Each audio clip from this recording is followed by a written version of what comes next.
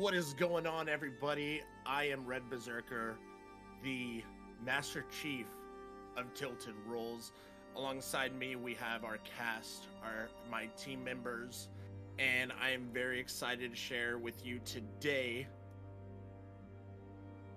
the adventures in Middle-earth, the Misfits of Middle-earth. Today is episode 1, campaign 1. We are very, very excited.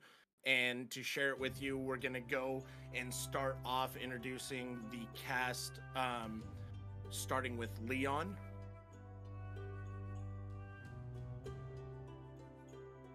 Hey everyone, my name is Chris, also known as Leon Balls, playing the character Alderic, a level 3 scholar and woodman of Wilderland. My cloak, family pendant, and dagger are dear to my heart, just as my family and friends I journey. On my back, I wear a gray and brown leather pack, rolled up, sleeping mat under the top flap, with supplies inside such as vials of potions, dehydrated fruits, bread, water, amongst other things. And on my shoulder I carry my father's light brown short bow and a brown leather quiver filled with multiple self-made arrows with black, brown, and white feathered fletchings just above the nock. I stand at 5'9", brown eyes, black and dark brown hair, tan brown skin, and next to my side, my family hound Jack, who can follow various commands such as sit, stay, lie down, come, and bring. You want to also add your plugs as well? Oh, sure. I stream on Twitch, Leon Balls for everything. I mostly post on Instagram. And yeah, I love these guys. Next, we have Trevor, our DM. Take it away. Hi, everybody. My name is Death Cleric, or Trevor.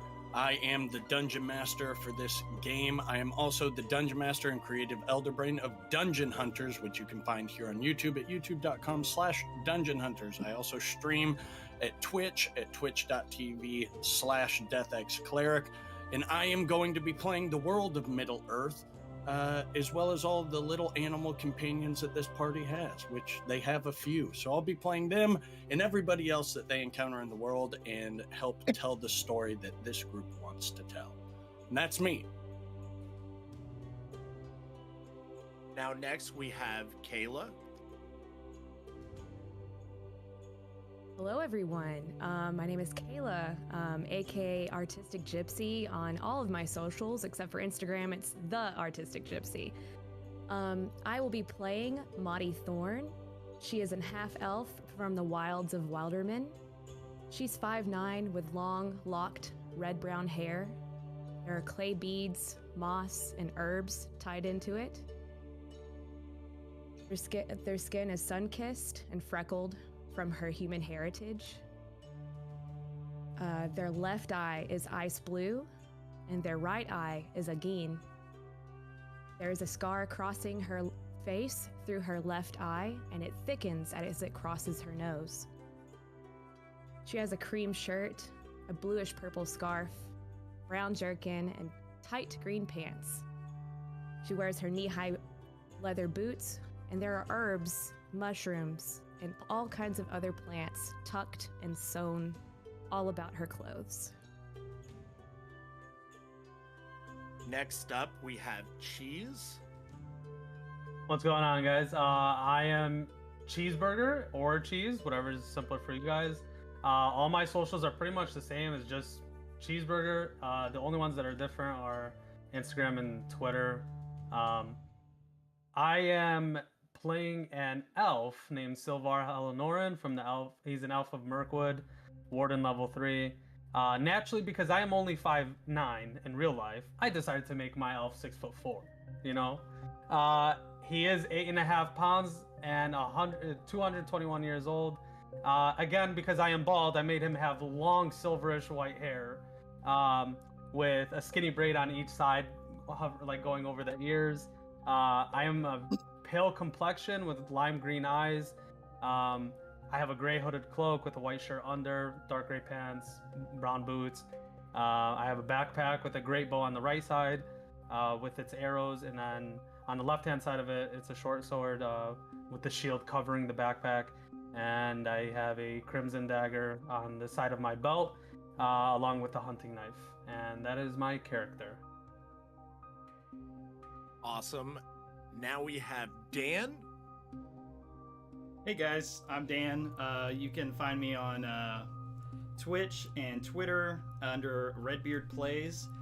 So many of you will know me as Redbeard or Beard. I'm very excited though to be here. Thank you first and foremost, Red Berserker, for asking me to be a part of this. I'm very, very excited. Thank you for getting with Trevor and putting this amazing campaign together. It's an honor to be here. But I will be playing Torque Steelfist.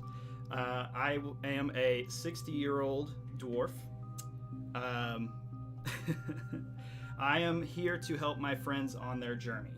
I will do anything that it takes to help them achieve that. Because I am a dwarf, I'm stout at 4'11". I have green eyes. I have long hair that is red. And I am a steel fist, so we like to get dirty every once in a while. So my body is covered with the scars from previous endeavors. Awesome. And last but not least, I am Tyler, Red Berserker. I stream on Twitch, I'm on Instagram, YouTube, and I just wanted to say thank you for everybody being here, and it's been a long time coming. But anyways, I am Araglas. I am a level 3 Dunedain Ranger from the north. I'm 32, a 6-foot blue-eyed, dirty blonde hair, caped with my cloak down to my worn-in boots. I'm always focused on the task of my journey that I'm on at hand. And we are very excited to get into Middle Earth and have Trevor from Dungeon Hunters DM for us. We are super excited. We are set for 10 episodes. I mean, if we want to go longer, we will. So we're just super excited. And before we get into it, and before I hand it off to the DM, make sure if you guys are in the chat to put it on top at live chat and not the top chat. That way you can stay to the live comments and connect and talk with everybody and see what they're saying. Other than that, thank you guys for being here. And one more shout out. Thank you to Kayla, Artistic Gypsy, for all of the artwork that she has done for Tilted Rolls. And last but not least, thank you guys for everybody being patient and here with us today. Let's get this journey fucking going. I'm ready.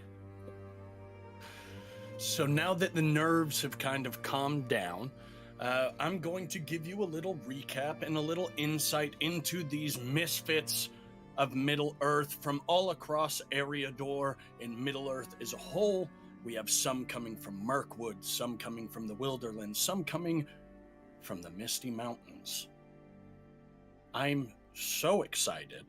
I realize I'm just looking over and talking to the party themselves because I'm so used to our playtest. But I'm so excited because we have done playtesting for the last 2 months, getting them all ready and set up so that they are all good for when stream came, which means that there were prologue episodes that we have, which I don't know if Red wants to announce. They may be available at a later time because they have been recorded.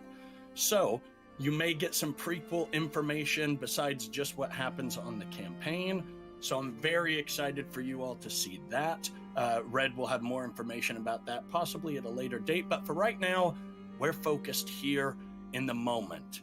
We started with our campaign group, the Misfits of Middle Earth, in the land of Mirkwood, where they were traveling and tailing an orc company led by Ugrish the Fallen. Ugrish the Fallen had evaded the entire company of the Misfits of Middle Earth, and yet there was an attack by one of his captains upon the party in Mirkwood. where Sylvar, the elf of Mirkwood, was slain and resurrected with elven magic by Legolas and the elves of Mirkwood. They then made their way fighting out spiders and getting out of the Mirkwood, heading towards the old fjord, or the old ford that was led by Bjornings in the Bjornlands. There they met Rathgrim, the berserker, who was very keen on learning more about each of their characters and had so much information about Arda as a whole, which is the world. And to remind you all, we are in the world of J.R.R. Tolkien's incredible series, Lord of the Rings, and this is taking place in between The Hobbit and The Adventure of the Fellowship. So, with that being said, you left the old ford and you made your way through the Misty Mountains, through the Goblin Caves, through Goblin Town, fighting trolls and goblins alike. You met up with Torik's cousin, Lorik Steelside, and then made your way through that pass to Weathertop, where you found an old ruin, not the Weathertop you're thinking of, but a different ruin, where you met Rizzlebet, a sentient bag of holding that you now carry at your side. Making your way past there, you moved closer to Breland, passing Weathertop in the marshes, fighting many things along the way to meet up with one legendary friend, Strider at the Prancing Pony. Last we left off, you had faced a puzzle and got an immovable rod that you now have in your arsenal. This rod is awesome because it allows you to place it on the ground, press a button, and it is immovable and can hold an extensive amount of weight. And you have added that to your repertoire to help you with certain puzzles that you might see in the future, such as the one where you got the immovable rod. It would have come in handy, trust me. Now, with that being said, you have crossed over the hills, the sun has set, and before you is a large expanse. This expanse is rolling green hills, every blade of grass moving on its own accord. These beautiful, lush hills in this verdant expanse is Breland. And now, you know of Bree. You all do. It's a melting pot of different people from all over Middle-earth actually living in one place. You have hobbits from the Shire, you have elves from Mirkwood, and elves of Rivendell that come and stay ever so often. You have Mithrandir, the Grey Wanderer, who makes this a very important meeting place for a lot of things, such as the expedition of Thorin Oakenshield, where it was initially met that Gandalf had met up with Thorin and made this expansive journey. You're now looking down, and you see in the distance, under the cover of night, the wooded walls that hold Bree encapsulated within. Now, there's been an inn close by the crossroads for many years in one form or another. The world outside the doors may whirl and change, but there will always be good cheer and good beer in the common room of the Prancing Pony. In this age of the world, and the next too, no doubt. From the front, the inn looks like a pleasant house, especially at the end of a long journey. It faces onto the road along one side of the green in Bree. The two wings run back, cut into the hillside, so at the rear, the second floor windows are level with the rising ground.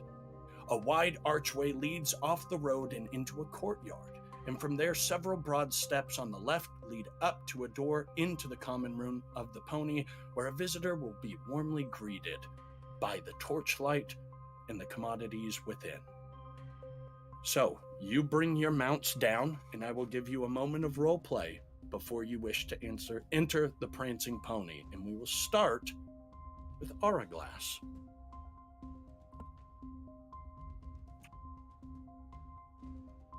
Work, everybody. Why don't we go over there in the on the right corner? I'm gonna go talk to the barkeep and get us some ales. I'll take care of the horses. I grab everybody's reins, and I start leading them to the stalls. Okay, perfect. You start moving them to the stalls, and you see one of the stable boys kind of comes over and goes, "Oh, miss, I can take those for you." Oh, thank you, thank you so much. Oh, right. I'm just going to put them into the stable. You just let the barkeep know that they're there. Okay, yes. And this one, the one with the little bit of brindle on his face, he really loves some carrots. Right. I will make sure that he is well taken care of, my lady. Thank you. And you see he kind of takes it away. Are you all walking into the Prancing Pony? Yes. Yes. Okay. The doors swing open as we see the jovial kind of atmosphere of the Prancing Pony as dusk has come upon us, and the Prancing Pony is buzzing. We see that you've come to the Prancing Pony during the dinner rush, and the place is abuzz with patrons eating, drinkers at the bar, musicians playing, and even a few dancers enjoying the music. The kitchen must be just as busy, given the variety of food you see in hands and on tables. You try to catch a server's eye, but they're all understandably busy. Perhaps calling out to them will do the trick. What would you like to do?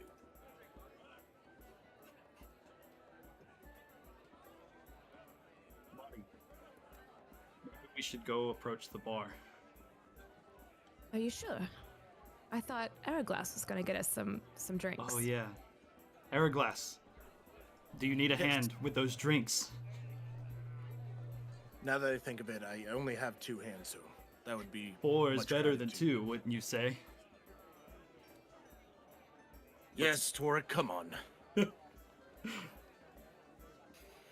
So you walk up and you see this barkeep that is standing there. Hourglass, this is a familiar figure as you have been visiting Bree from time to time, being a ranger of the north, a Dunedain, and you know that many of the rangers come here to relax a little bit once they have done their duties of protecting the world on the outskirts of these walls. You know this is Barnabas Butterbur, the innkeep of the Prancing Pony, and yet he is one of the most important men in Bree and cleverer than he seems. He may have 1,000 things on his mind, 990 of which are errands and orders and shopping lists and gossip from Bree. But he knows that Bree is a small place in a wide, wilder world. He knows something about the evil in different places, for example, and he has met Gandalf and more. You see, as you approach him, he kind of turns and looks at you and goes, "Ah, Dunedain Master, welcome to the Prancing Pony. What can I get you, friend?" Ah, Bordemus, it's good to see you. I'll have five ales, and I Five do have ales. yes, and I do have some questions. Have you seen any Dunedain come in as of late? I do believe there was one earlier, the one known as Strider, but he had stepped out to my knowledge, but I can always send a runner and see if he's anywhere nearby. That would be much help, because Of I course. would really love to talk to him. Of course. Now, were you wanting ale tankards? Pints? Absolutely. That's 5 copper pieces, my friend. Here you go. All right, so you give him the 5 copper? Yes. Okay, perfect. You see he begins pouring it, and you see a barmaiden kind of picks up a couple of them, giving you two, the 4, since you are wanting to take them, and she brings the last one. And I'm guessing you are all kind of nestling into a table? Yeah. Yeah. Yes. Yes. Okay, perfect. So as you enter in, I should describe what you see around you. The heart of the Prancing Pony is the big common room, where the company gathers nightly around the big log fire. 3 lamps hang from the ceiling beams, although as the fires blaze and the smoke rises, their light becomes obscured by the murk. Benches, stools, and low tables start out neatly lined up in rows, but as the night goes on, they seem scattered and shifted to accommodate singers, performers, knots of gossiping, and conspiring Breelanders, or companies of outsiders like yourself from off of the road. Smaller booths and shadowy corners allow for patrons to observe the company without joining in the merriment. Here, the innkeeper and other worthies of Bree hold court each night. More decisions are made here than in the Reeves' chambers.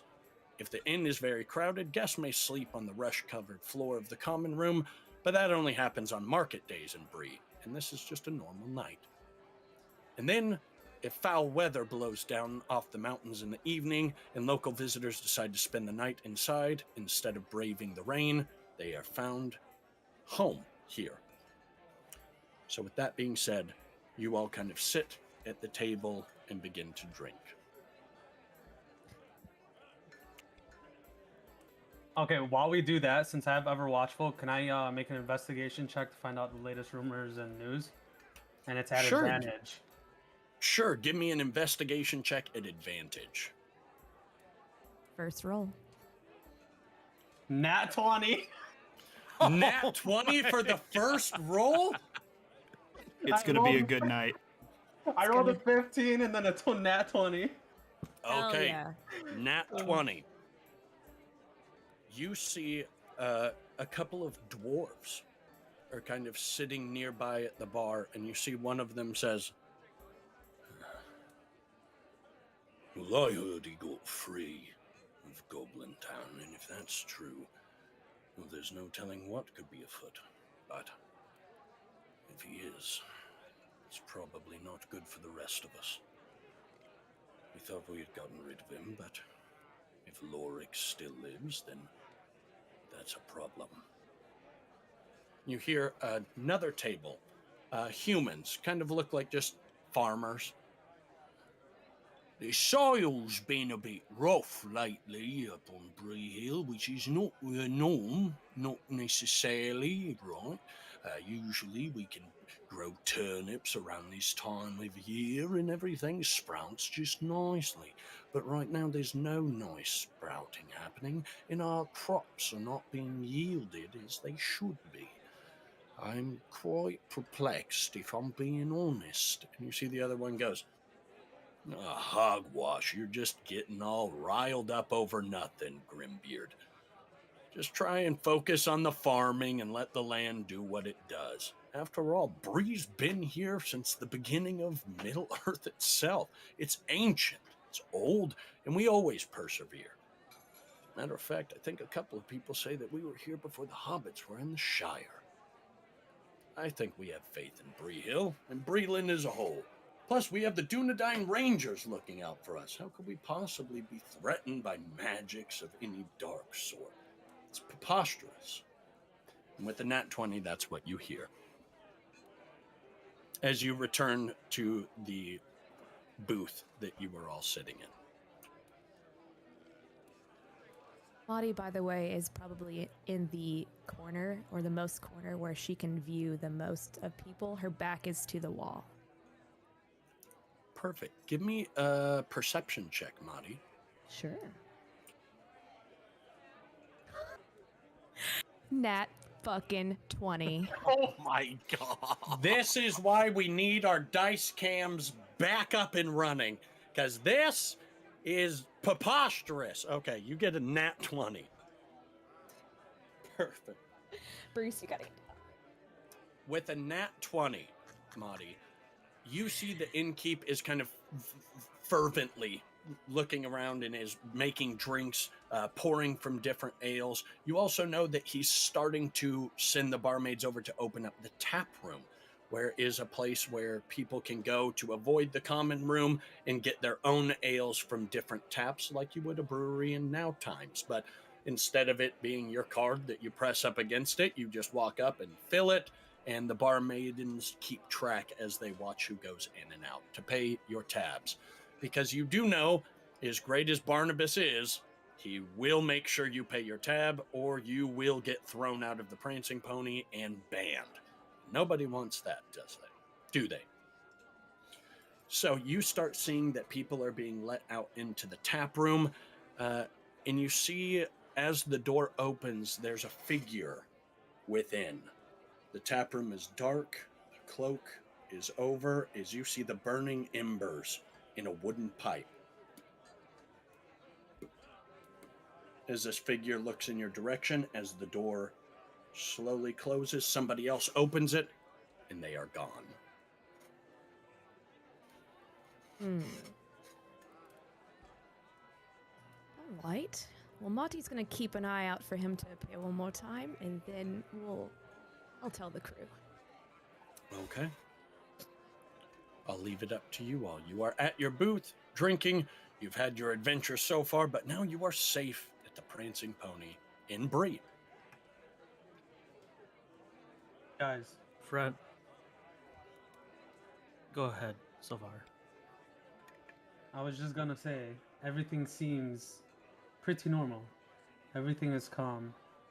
The dwarves are talking about Lorik, as he escaped. The farmers are just talking about their crops not being yielded. And the Dunedains are watching over Bree. But other than that, everything seems to be normal. It was safe. Yes, this is what I understood. Should we drink then? We shall. We shall.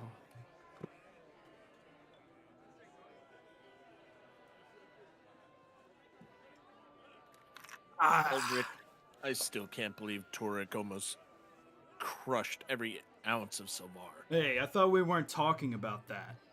Oh, that's right. It's just the ale. I'm never gonna let that one go.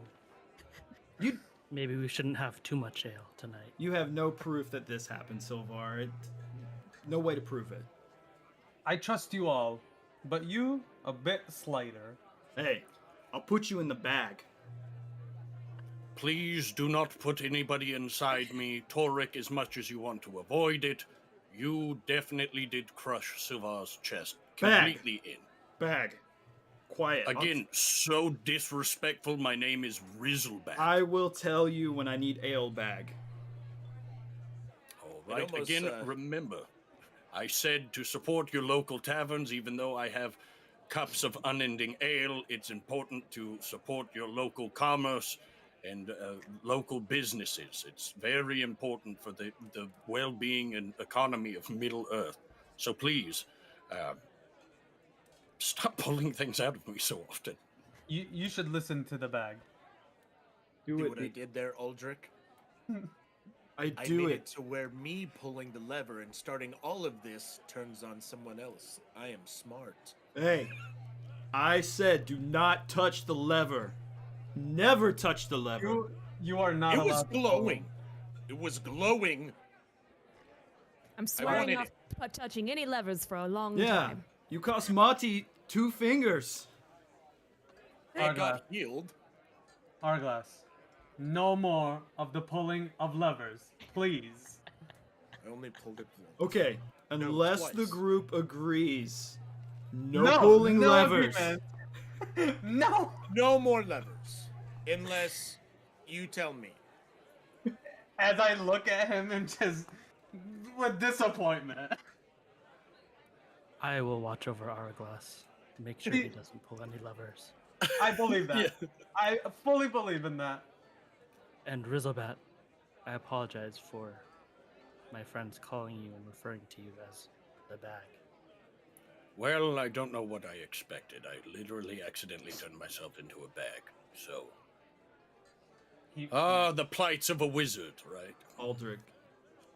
And I lean in and I kind of whisper to him. I do it because I enjoy the presence of Razzlepack. But he doesn't need to know that. I secret hear is all safe with me. things. Shut up, I'm bag. just kidding. Damn it! So, as you were all drinking and merrily joking around with one another, you see from the tap room, the door opens, and a figure briskly walks up the stairs towards a private room. As you see a barmaid comes over and gently leans down to Auraglass and in your ear says, Strider says he'll meet with you up in the first floor in a private room. He said you can bring your companions if you like, but I was just bid to send this message. Thank you. Here's a coin. What kind of coin are you giving her? Silver. She goes, Thank you, my lord. And walks away. Spender. Big spender Oh, over he here. got Huh? money. She's like, Barnabas, we can trust this guy to be paying for rounds. Okay. Lass, are you holding out on us? Where are you getting all this coin, my lord? Marty looks at So- her measly little bag. I am a dwarf after all. 2 coins and a bit of lint. Beautiful. A leaf, a piece of moss. Twig is in there by chance, and he's just like, perfect. Twig, it's okay. So you get that information, Araglass. Well, my misfit companions, I just got word that Strider will meet upstairs soon. You like us to join you, or do you want to check it out first? I think we should all hear what he has to say. That way you can meet him. Okay. As we Cheers. get up. Let me finish my drink. Okay. I would say, cheers, guys. Let's finish our drink and get another to go upstairs. As a dwarf, Okay. I will never waste good ale. And before we Alright. go, Slow down. let me find some food for Jack. He looks a little hungry. It's okay, buddy. I'll find you something. He's asking for some meat. Meat. Oh, Meat. thank you, Marty. You're welcome. Meat. Why did I think of the dog from Big Mouth that's just like, rough, rough, rough. Life is rough. Everything is rough. No. Marty, you do hear, though, Jack does say meat in common tongue. I got you, Jack. I'll take care of you. Okay. So, you see that meat is brought out and given to Jack as you guys all make your way for the private room. Now, the inn has a number of small parlors, anterooms, snugs, and crannies where a party of guests can be seated for a private meal. Regulars in the Pony know the quirks of the building, though. For example, if you sit in the corner of the common room nearest the door and press your ear to the wall, you can hear the conversation in the private parlor adjacent to it clear as day. Secrets have a way of coming out in Bree one way or another. As a matter of fact, Araglass, you remember Strider telling you, drink, fire, and chance meeting are pleasant enough, but Bree isn't the Shire, and in the common room of the Pony may at times see the presence of less savory guests than a drunken bucklander or two. In such cases, Araglass, anyone can listen in. Be careful with your words. As you open the door, coming out of that flashback moment, is you see a few candles lit, but the burning embers of the wooden pipe. Marty, you see a familiar face that you saw in the tap room, and you see he has a tray of multiple ales for all of you. You see you go, Hourglass, you look weathered. Been trying to, lay off the lemnus bread. Right, But it is- lambus bread. It is great to see you, Strider. It's good to see you as well. Come, everybody sit in. Lock the door behind you. And as you all enter in, the sound's going to change a little bit, because this is a private room with a nice little fireplace. Perfect. So you sit down and you see that Strider takes his cloak off, and you see his long brown hair down to about his shoulder length. You see a bit of stubble on him as he looks and he says, so tell me, Hourglass, how are things in Mirkwood? Oh, we've had quite the journey through Mirkwood, but other than that, we've managed, and so far it's good, it's safe, and now we're on this journey to follow these packs of orcs that are heading or have already passed through Bree. Right. Now, I believe one of you, and he looks towards you, Silvar, he goes, "You're a friend of my friend, Legolas. It's good to have you here in Bree. It's good to see you. Good to see you as well. And to the rest of you, my name is Strider. I am the one in charge of the Dunedain Rangers as of late. Pleased to make your acquaintance. Seems that everything from the Greenway to the Old Road is muddled with different stories and rumors, such as this company of orcs you say you've tracked. Now, I have a bit more information that I've scrounged up for you, but I'm not sure if it will help you in the way that you need.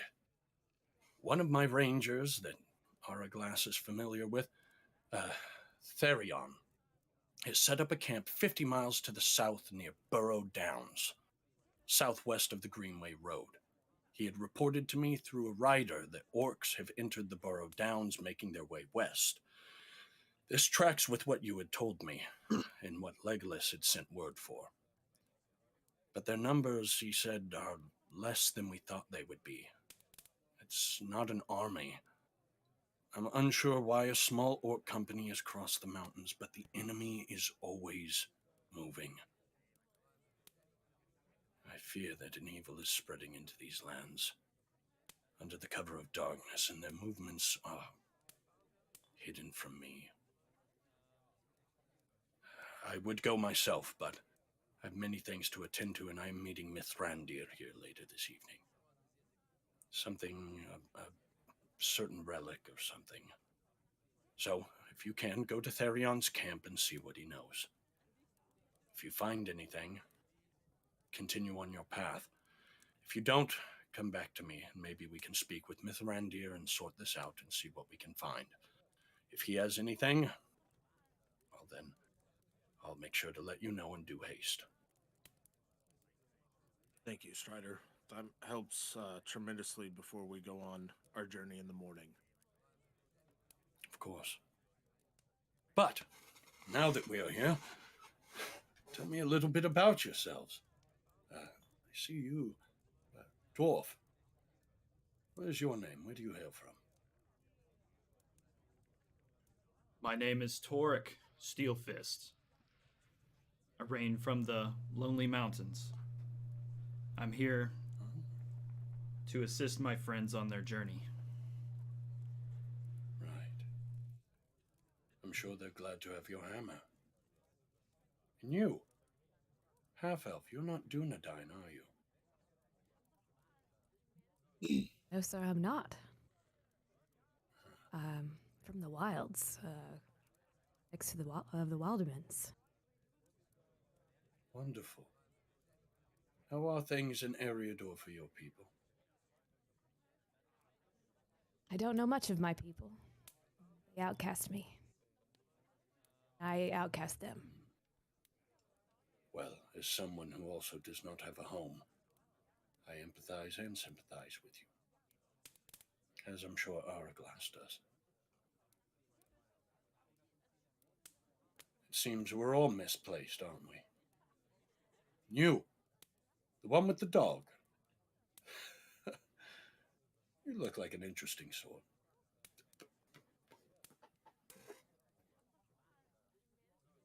I am. Would you like to know a bit about me? No, I think I'll pass. I'm kidding. I'm just joking around. Of course. I feel like you are familiar to me from stories. Do you know Mithrandir, Grey Wanderer Gandalf? I do. I have studied under him. You studied Not- under Mithrandir? Not much. I was interrupted.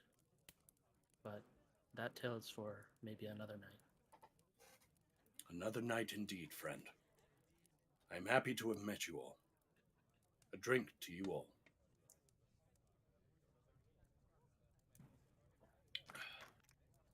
Now, I've not been able to collect any information regarding the orc captain leading this band. I cannot confirm or deny if it is Ugrish the Fell.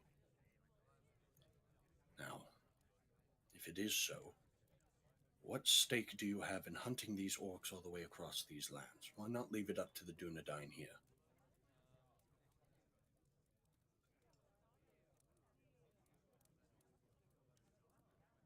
As you may know, or heard of, Ugrish has taken my father away from me, and I have sought Legolas's guide to find him, and that is what my journey has come to, where I've met these fine companions. So Legolas is dear to you then, as he is to me.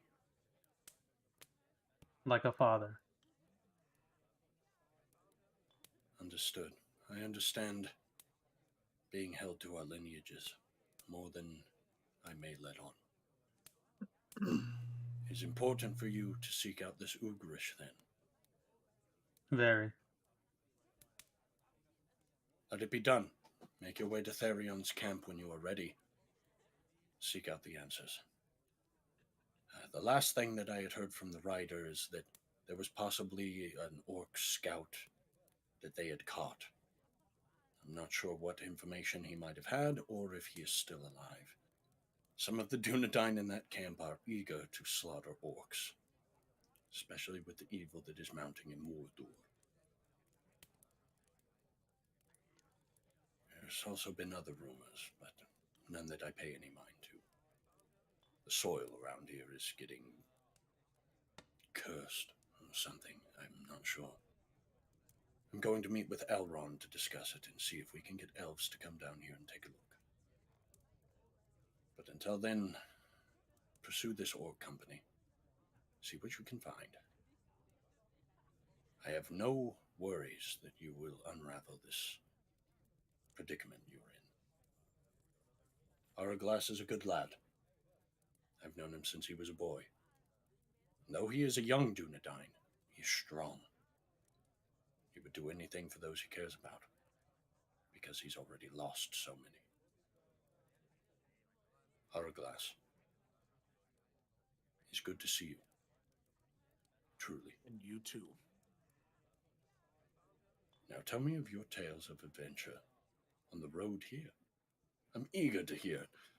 We were fighting spiders. We were fighting centipedes. You should have seen it, Strider. It was insane.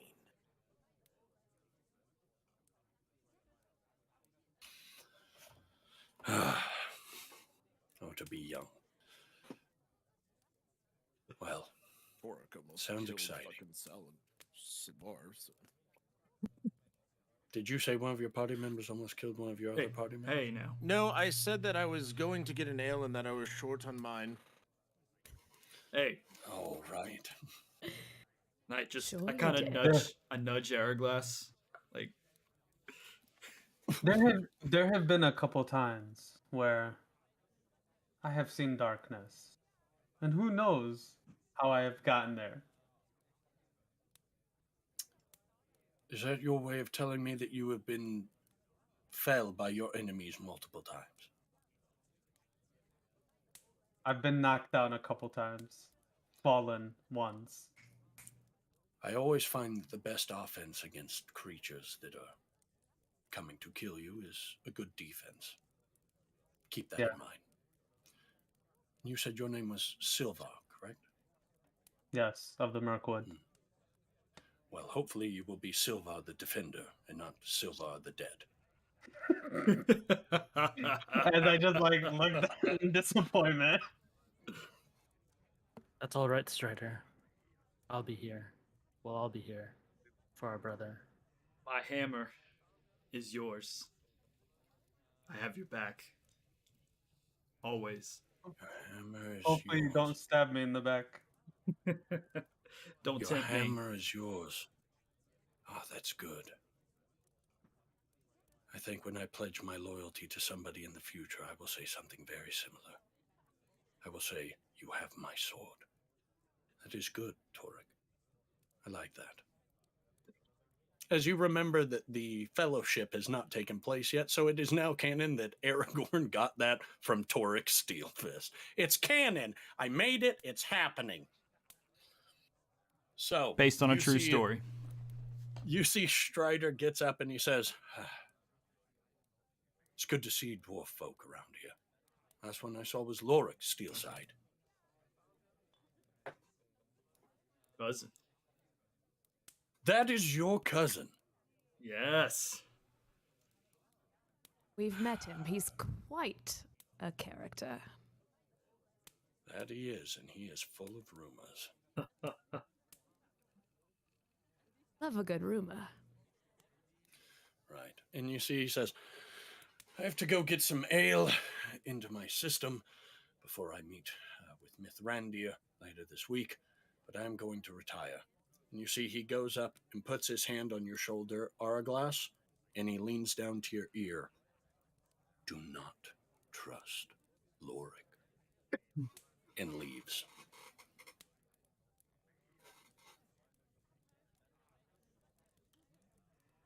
And the private room is yours.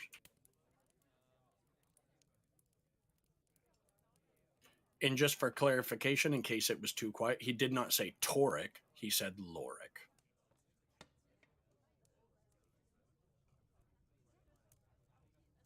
Well, should we get Hourglass. some shut-eye? Yes, Savar. Did he say Lorik? Yes, he did. Did you? He So told you me- wouldn't have heard that. He only Oh, Araglass okay. would hear that.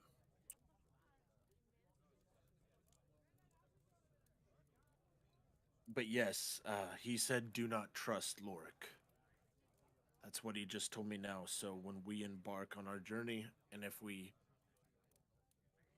happen to cross paths, we must remember not to believe everything everybody says to us.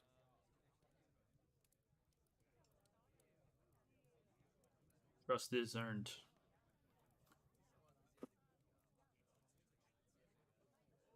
I am going to get some shut-eye before, so that way I can get up early, get the horses ready, and we will be on our way. Torek, not I want think you to- should follow him. I'm going. Yes, I will follow. Do you not want another beer? I don't know if that. Like you. No, maybe I'll take bag one of these times on my hips while we ride or walk, and I'll drink ale from him. Didn't you get that endless tankard? Yes. Damn. So you Torek, wish now to we'll drink never- from me. I don't know how that would feel. Like dirt and lint. Torek, what are we gonna do? We're gonna start a brewery after all of this. Our own tavern. Our own tavern You're welcome. with bottomless ale. I'm going to So- bed. Aldrich. Do I get a cut of that? Yes, you are absolutely our business partner, Aldrich. I mean, he would have all the ideas for the concoctions and mixtures. You are the brain of this party. After all, you've studied the most. I just smash things with my hammer and drink. As you say, he's the smartest. Rizzleback goes, "I'll just fucking jump off a cliff. I'll just." That you can't. You don't If- have any legs anymore. Yeah, if only I had legs, I would jump off and free myself from this If that is what you wish, bag prison.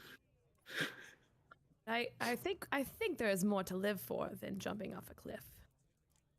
Right, a tall bridge, a watery grave beneath it. Aren't I you mean, I enjoying can hanging take out you with me? Do you unfold the bag and pour him out? No, what I did, I said like, oh, we could just make you fly, like in the wind, like if you Oh, want. like a flag. Yes. I Are you hadn't not thought of that. enjoying hanging out with me?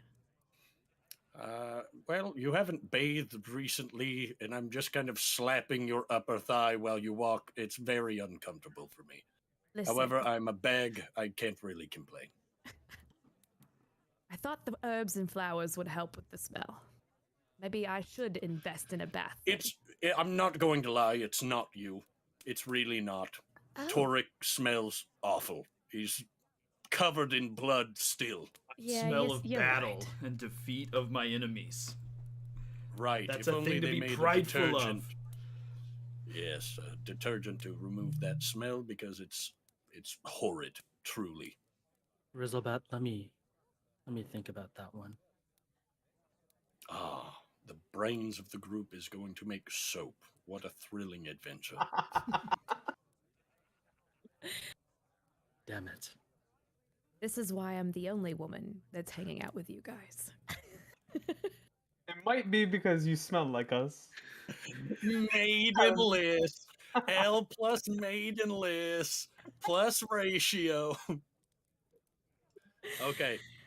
So do you guys all go to bed, or Araglass, are you going to bed, and are you all doing something else? I'm gonna go time is it? bathe. Yeah. Right now, the time it's probably around like 8 o'clock at night, like 8 p.m. And you do know that the Prancing Pony does have baths. So if you wanted to take a bath, to get a hot bath is 6 copper pieces. Okay. So anybody who would like to take a bath can spend the 6 copper pieces. I believe you would all have about 30 copper pieces in your inventory if you wanted to add that. About 30 copper, 20 silver, and 10 gold. Plus whatever you got in the prequel adventures. Could you repeat that just one more time? Right. 30 copper, 20 silver, 10 gold. So start with 3, then 2, then 1.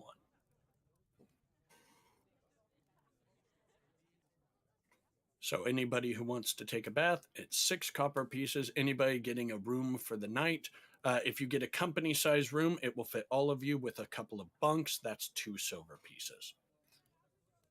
I feel more comfortable with that. With everybody in the same room? Okay. The baths, for reasons, are not in the same room. They are individual and private.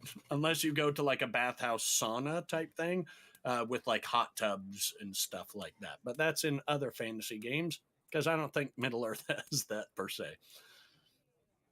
Thank God, because have you guys ever smelled Torik's boots after battle? My God, by the fire. I hate it when he puts them there. I have when he kicked me to wake me up. You have to dry the blood out, okay? Don't think But- it's drying it out. But fine, I'll go take a bath. Cooking it. Jeez, all you had to do was say, Toric, could you please take a bath? Fine. Torik, can you please go take a bath? Fine, okay. I will take a bath. As he walks away, I kind of like whisper to the rest of the group. Do you think the smell of his boots are more deadly than the immovable rod? As I just walk away and go take a bath. Perfect. So some of you go take baths, some of you go to rest. Is anybody, after taking baths, staying up? He's gonna go to bed. Okay. I'm going to walk around a bit to try to find maybe some potions that I don't know of yet, or maybe some meat that I can salt and save for Jack. Perfect. Why don't you give me an investigation check, and we'll say that you're kind of asking people around the Prancing Pony for ailments. Or not ailments, but ointments and different potions and stuff like that to heal ailments. There we go. I swear to God, if you say nat 20, I'm punching my monitor. 13.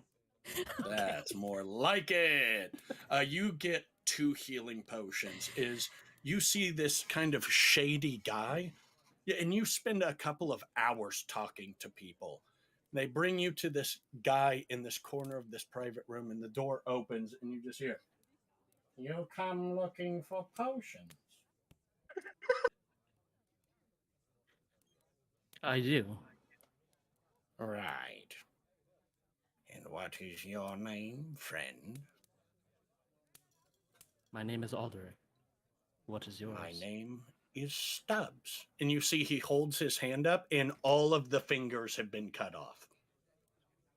Stubbs Sticky Fingers. Stubbs, it's nice to meet you. The pleasure's all mine, Aldrich of the Wildlands. As you don't remember telling him where you were from, and he goes, I think you're looking for this? And you see he pulls out 2 small glass vials with a red liquid inside. And you see one of his eyes is gone. Like it's out of the socket. There's just empty space there. And he goes, that's going to be 2 gold pieces from you. I need to save up for an eye patch.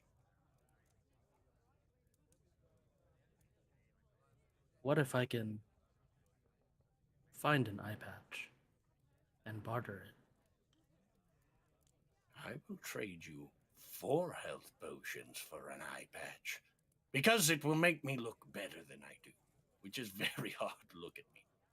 And you see he is malnourished, old, balding on top, but has poofy hair out the sides, stubs on his right hand for fingers, and it doesn't look like he was born with like a deformity.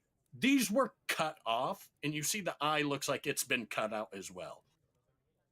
And he goes, bartering is what I'm good at. I can always wager and gamble. I've never been caught cheating. Let me take some time and find that eye patch for you. Okay. And he puts the potions in, and you see he just walks you to the door, and he goes, hurry up now, and slaps you on the lower back and closes the door. You are now out in the common room, just kind of like, what is happening? What's that? Aldrich thinks to himself, was that real?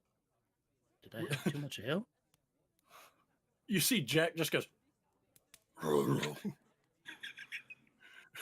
hallucinations. Mushrooms. Sorry, I can keep going if you want. So you're looking for an eye patch now. Correct. Give me a sleight of hand check to see if you can just walk by people's like cloaks and stuff and just tear little pieces off and form your own little eye patch. Raggy. Resticles. That's a 15. A 15. You see you and Jack are just running through the tavern, just grabbing. It's like the Nacho Libre like intro scene when he's just like and like ripping the tablecloth off. Like you're just homemaking this whole thing, and Jack is coming up to you with like, you see the first 3 times Jack comes to you, he just has a piece of meat in his mouth and is like, I'm helping. And you're like, only you can eat that. It's raw meat. And he's like, you're right. Eats it and then comes back with a piece of leather, and you form this eye patch. Do you go back to Stubbs' Sticky Fingers? Yes, Jack and I both return to Stubbs. Okay. Let me write down this NPC I just made up. Okay. I accidentally wrote Stinky Fingers, and you know what? It's canon. I will change So- that as well. You walk in and you just see, yes. Stubbs, I have an eye patch for you. Really? Hope it'll do. Bring it in and close the door. Sure thing. I like how somber Aldrich is. Like he's just like, yeah, sure, I'll just close the door, I guess. And this guy's just ridiculous. Perfect. So you see you come in, do you hand him the eye patch? Yes, I have the eye patch in my hand, but before I do, I speak to Stubbs and say, so about those 4 potions. Oh, you mean these? And you see he's got them together on one string, tied to the tops of each bottle, and is holding them up and goes, tink, tink, tink, tink, tink, like they're just bouncing off each other. And he goes, I could do this for hours. It lulls me to sleep. like hypnosis. Look into the vials! And nothing's happening. They're just bonking together. Well, hopefully this eye patch will help you also sleep. Right, because vision's important when I close my eyes to sleep. I handmade this. I handmade this myself, so hopefully, the cloth and the leather. He lurches forward and grabs it, and then he grabs the side of your face and he goes, and yet the mind's eye must always be open during someone's slumber. You never know when the subconscious will creep in, telling you of evil from Mordor or from other places in Arda. Everything is secret. Everything is shadow. So this eye patch will work, thank you. And he hands you the 4 potions and he goes, get out, and closes the door.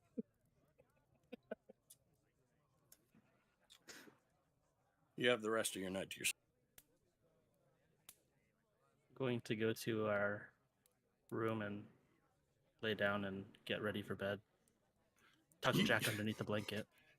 You lay down, tuck Jack underneath the blanket like a small child, and then you sit there and you just stare at the top bunk above you, just kind of, why? Right? Why is it like this? And then sleep finds you. Is anybody else still up, or did everybody go to sleep? I think I'm up, probably talking to Twig. And I've fashioned a hammock between the bunks because I don't like hard surfaces. So I'm just laying in this hammock, like swaying. Right. Yep. You see that Twig is on top where like one of the sides connects to the bunk, right? And is just up there kind of mimicking you, but on a smaller piece of it, and just goes, all of you kind of hear as you're dozing off to sleep. Right, wasn't he such a weird guy? But Marty, you do hear. I do find him a bit strange, yes, I do. But I mean, at the end of all things, everybody's a bit strange, Molly. You have moss in your hair, for Christ's sakes. Listen. Who is Christ? I don't know. By the gods, I don't know either. By Erualuvatar, we must find this Christ. A new campaign arises. One day. I jest. But as Twig Mousington III, I am happy to join you on this quest, whatever it may bring. I do say, the other day when I rode on Jack's back was one of the most victorious moments of my life. I would like to make him my mount. Okay, I'll speak to him later and see how he feels about that. Perfect. You know I do not speak dog. He's nice. Right. Now, I don't trust anything that eats meat, such as he does. I'm more of a cheese person myself. But nevertheless, Marty, we must rest up. I'm going to get some sleep. And before you know it, you just begin to hear me, me, me, me, me, me, me, me. But all of you just hear.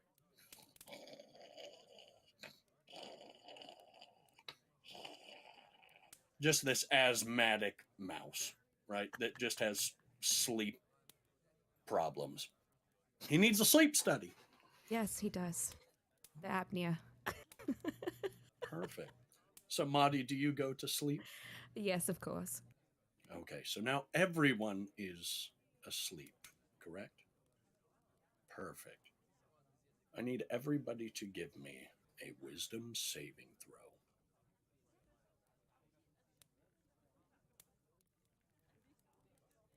Actually, give me a corruption saving throw, please. Do we re-roll then? Yes, re-roll. Corruption saving throw. You're trying to beat a 15. Oh, we're good then.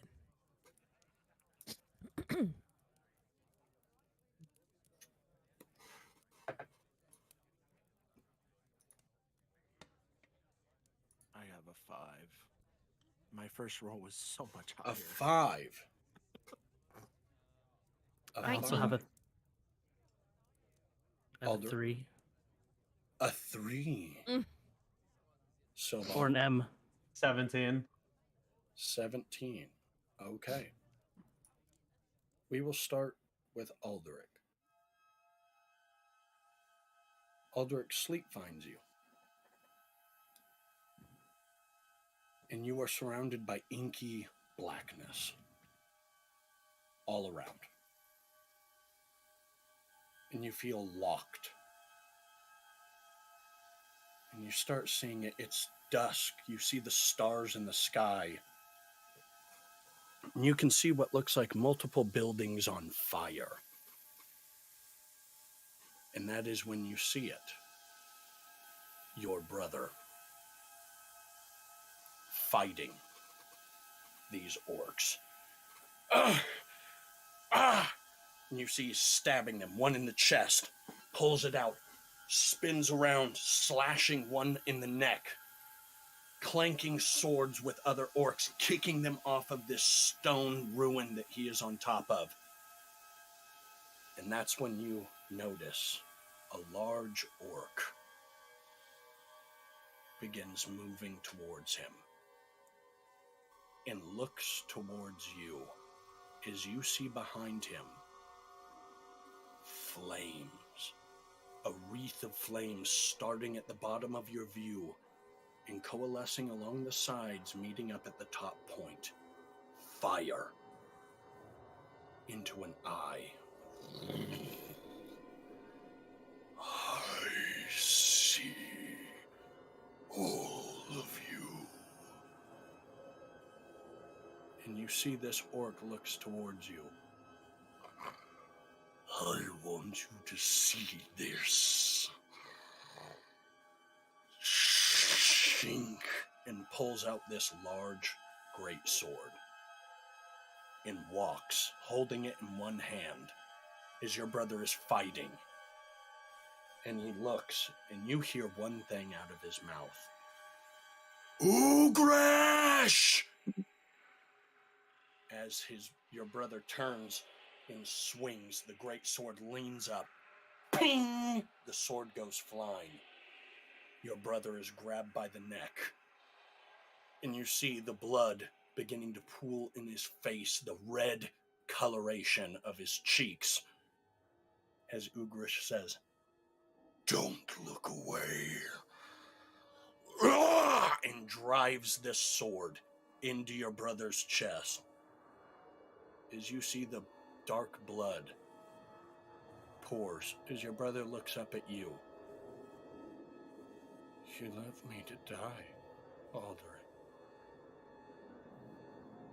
And now they're coming for you. His skin rips and bones remain as they clutter to the ground. As you hear one voice in the distance. You didn't even find me to give me a proper burial. You left me behind. And you wake up, taking 1 point of shadow. Araglass. The soot lines your face as you look down and see your hands. You know this is a dream, but you've been here. You hear the echoing voices, but it's like tinnitus or tinnitus just ringing in your ears.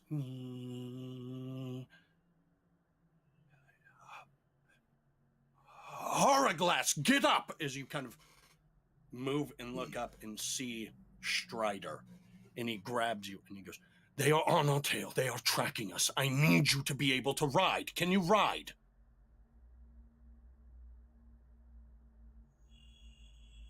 Auraglass, can you ride? Yes. Get on your horse, quickly, boy. As you kind of move over, you grab the reins, but it feels surreal. You've been here before. You are out of mind. You've lived this. And you get onto your horse and you begin to ride, and yet it is going nowhere. and you can hear.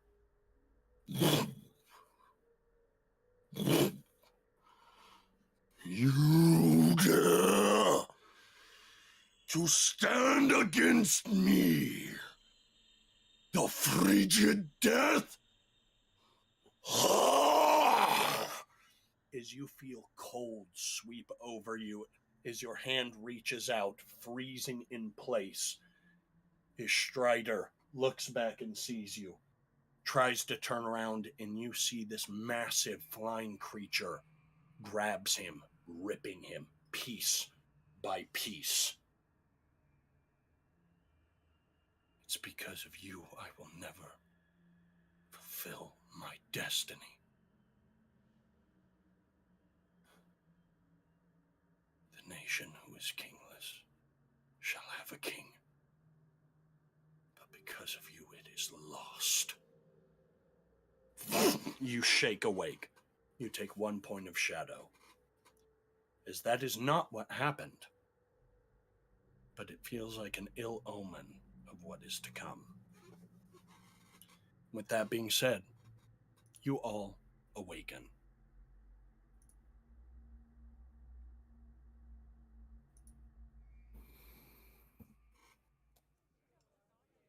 I'm gonna go. What get would the you like to do? horses. Torque, you farted way too much in your sleep last night. It was just symptoms of good ale. Ugh. Ugh, how did everybody sleep?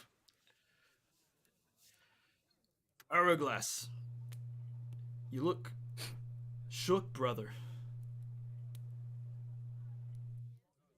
Every time I sleep, I just have the same dream over and over, but with a different ending. But it all ends the same. Tragic. Darkness. Afraid. I'll be fine. I'm gonna get ready and just go get the horses. As I put my Alright. boots. Before Hourglass leaves, Aldrich turns to him. Hourglass, you are not alone in these dreams. But unlike you, I have new nightmares of my past. I wonder if this has something to do with us being in a new place, or meeting new people, or maybe our journey leading up to this point, maybe telling us something that might be coming. Aldrich, whatever it is. I just want it destroyed. Like it has destroyed my life. And I walk out. Okay. Hourglass, you go and summon the horses, and you see that the stable boy says, "Not to worry, sir. Strider has paid for the boarding of your steeds. So you are taken care of. There is no bill. They've all been fed. They all have rations, as well as rations packed for you for at least a week's travel. Strider sends his regards. He headed off to Rivendell to meet with Lord Elrond and Mithrandir. He wanted me to give you that message." Thank you. Of I will course. hold it dear to my heart. Here is 2 copper coins for your time. Thank you. And he slips it in, just kind of bows and makes his leave. What are the rest of you doing as you prepare all of your gear and you are all suited up? The adventure is yours. To just check around the room to see if there's anything of use. So these rooms are empty except for bedding and like vases or anything Okay. like that, or places like dressers for you guys to hang clothes of any sort. But they're pretty much bare bones. Think like any sort of room that you would get in a fantasy setting. They're just kind of stock rooms Okay. that allow people rest at night. So besides your gear, there's nothing telling in here. Then I would like to head down. Okay, you head down to the common room. To meet with Hourglass. Where are the rest of you doing? I follow. Okay. Aldrich and Silvar, what are you doing? I'm picking up these potions, these 4 vials that I got, kind of confused. Maybe because too much ale or something else. And I think to myself, I don't even know what these potions do. I need to go find Stubbs, was his name? And so I take Jack with me and try to go about the prancing pony, hoping to find Stubbs. You go back to that private room, and you go to touch the handle. You feel an odd sense as the door swings open, and he goes, "Yes." Good morning, Stubbs. Good Um, morning. these- I'm a these- bit on the wrong side of the bed. I slept. I've got a crink in my neck. I'm sorry to hear that. These potions that you gave me, Right? what do they do? Heal.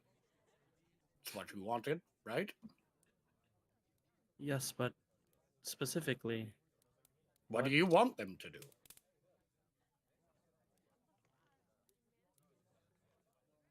what can they do? Oh, the imagination is an incredible thing, isn't it, Audrey? That is some good advice. I guess I'll just have to find out for myself what these potions do. Yep. Drink, drink, drink. Don't think, think, think. That's what I say. Thank you, Stubbs. Have a No problem. great day. It's daytime already? Fuck! Get out! And he closes the door. I walk down and I find the rest of the group, making sure everyone's all good and ready to go. Okay, you make your way down as you see this weird figure wearing an eye patch and a cloak rushes past you and kind of bumps into you and goes, "Hey! Watch where you're going!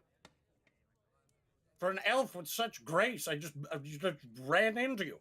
Stick to my left side. I can't see the right side." I apologize. Out of my way. And you see he rushes out of the tavern. Did And I see that? You all see it. Okay. Did he take anything while he bumped into him? Give me a perception check at advantage, since this is kind of your forte. Okay. That's a 17. A 17.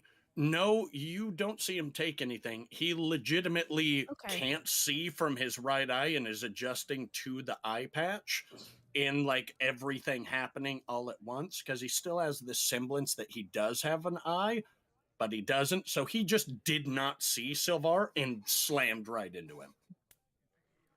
The But name he is did Sticky not take Fingers. anything. You know, you never know. Right, right. what an odd fellow. He was a character.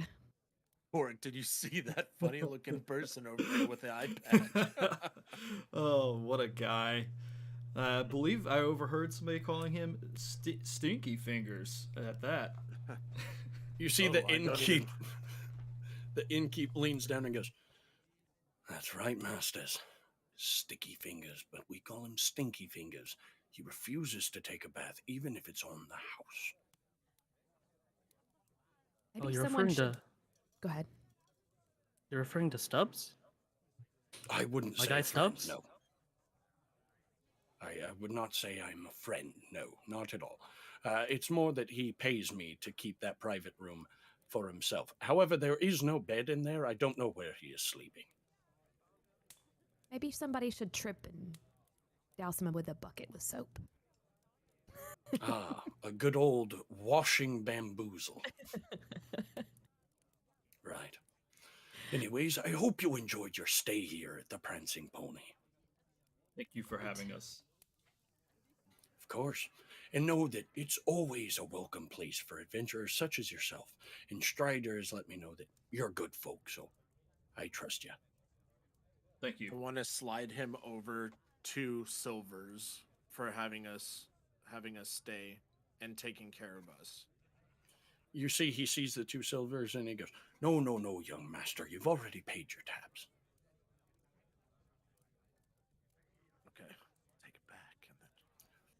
Barnabas Butterbur is very much about being an honest man.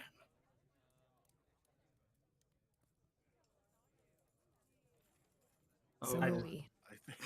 I I just like nod my head at him. That's it. Thank you. Thank you. I walk up to Thank you. Barnabas and say, "So you're Barnabas, and you take care of the prancing pony. That's My- right, Master. My mentor, Gandalf. He has mentioned you before." Gandalf. Right. Wizard with the big pointy hat. Very pointy indeed. I haven't seen him in some time, but I do know that he's nearby. Supposedly he's in Rivendell. Gandalf. Thank you for that information. Of course. What, Barnabas? What is your relationship to Gandalf? Oh, he's just a traveler that comes in here and tells me all stories and has wonderful fireworks. I see. Thank you again. Of course. Take care now. Bye-bye then. He just becomes an NPC from a video game. Bye-bye now. Take care then. Goes to serving Bye-bye. ales. Yeah, just Goodbye. it's just the bartender trope of like cleaning a mug with like a rag, and he's cleaned it 1 billion times. It's the cleanest glass you've ever seen, and he's just like, "Get out of here, you rapscallions! Hello, traveler. Hello, traveler. You have committed a crime against Skyrim. Pay for your crimes." Perfect. So you guys make your way outside of the Prancing Pony, where you see Araglas and Toric have got the steeds and mounts together, ready for your journey. Are you all ready? Let's do it. I am. Let's settle up and head out. Perfect. You all see that some dark clouds bring rain. As you begin your journey down the road. So leaving from Bree, you are heading south down the Greenway, heading towards Barrow Downs. And as you do, Araglas, you kind of reach into your cloak and feel a piece of parchment in one of the pockets.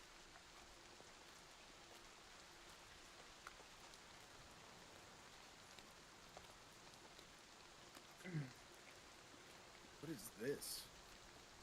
Do you open it? Oh, yes. As you open it, you see it is from Strider. And it says, Araglas, the Barrow Downs are a dangerous place. Keep your head on a swivel. You will not be safe until you make it to camp. Remember, it's 50 miles south. And then you head west into the Barrow Downs.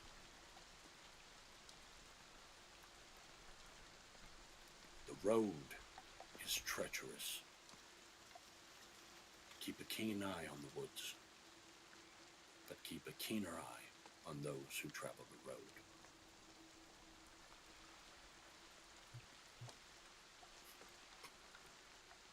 Warm regards, Strider.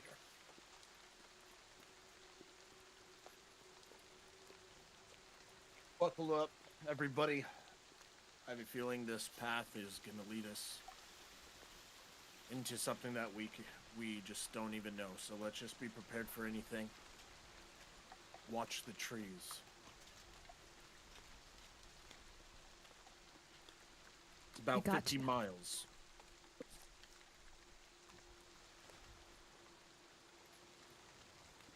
I'm definitely probably in the back, and I, with my natural watchfulness and trying to do exactly as he says, I'm watching and seeing what's going on all around us and making note of what the animals are doing. Okay, so you're bringing up the back? Yes. Okay, who's in the middle? Who's in the front? As we get into our traveling checks. I'll be in the middle. Hourglass? I'll be first. Okay. So I need a perception check from Madi. Okay. Or a nature check, since you said you were kind of looking at nature. Correct? Yes. And then I will need from the person in front a perception or investigation check or a survival check. And then from any of those three that aren't used, Silvar, you can make.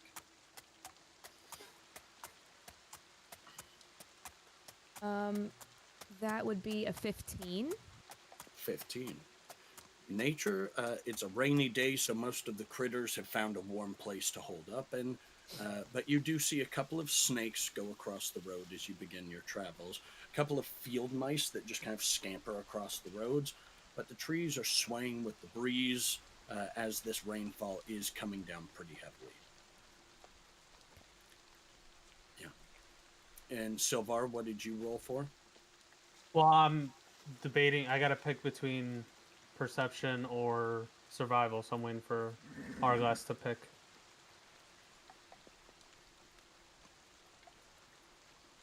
I got an 11 for perception. For perception, okay. So a survival check from Silvar.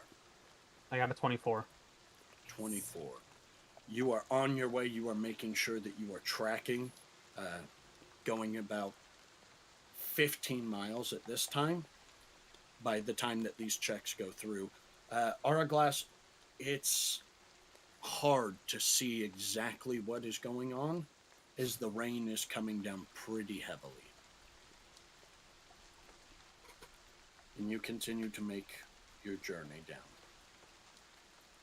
You have a moment to roleplay amongst one another. Hourglass, you said about 50 miles? Yes, we're about 15 miles in.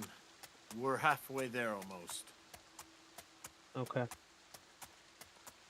Quarter Keep of an a eye way. out, guys. Quarter of the way. It's not for Math me. is Math hard. is hard. Remember, I'm role playing. Should we take cover from this rain, or should we continue Hourglass?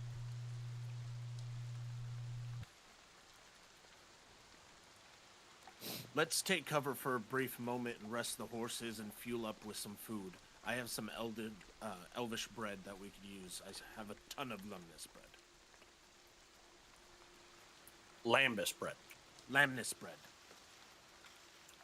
Lambis bread. Lambis bread. There it is. Got it. Some Safe. Lambus bread.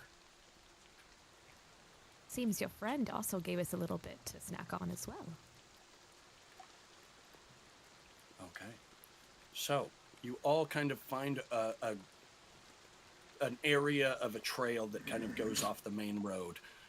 And you all are setting up camp for the night, or are you just taking a little bit of a respite? A little bit of a respite. Short Okay, rest. perfect. So, also, you all did take a long rest, so you are all back to full health and everything like that. We discussed that before, so if you haven't done that already, you can do that. So you all see that you are making a small camp.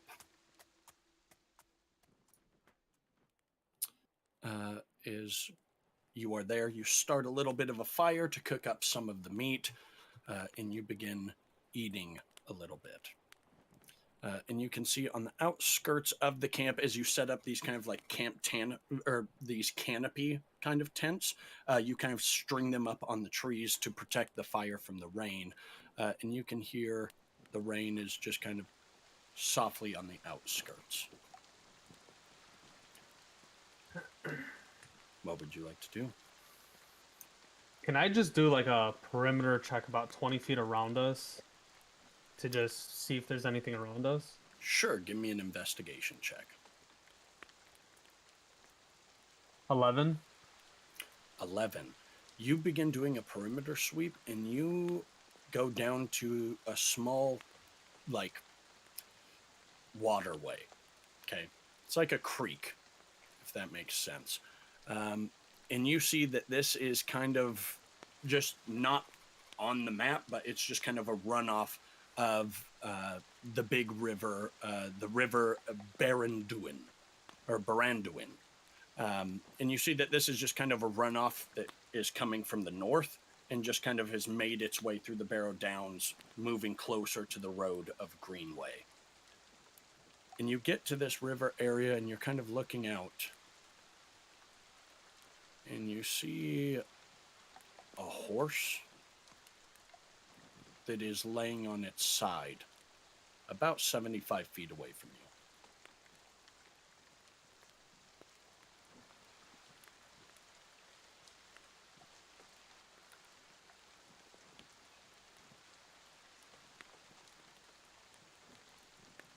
Okay. I make my way back toward the group, and I just tell them, the rest of you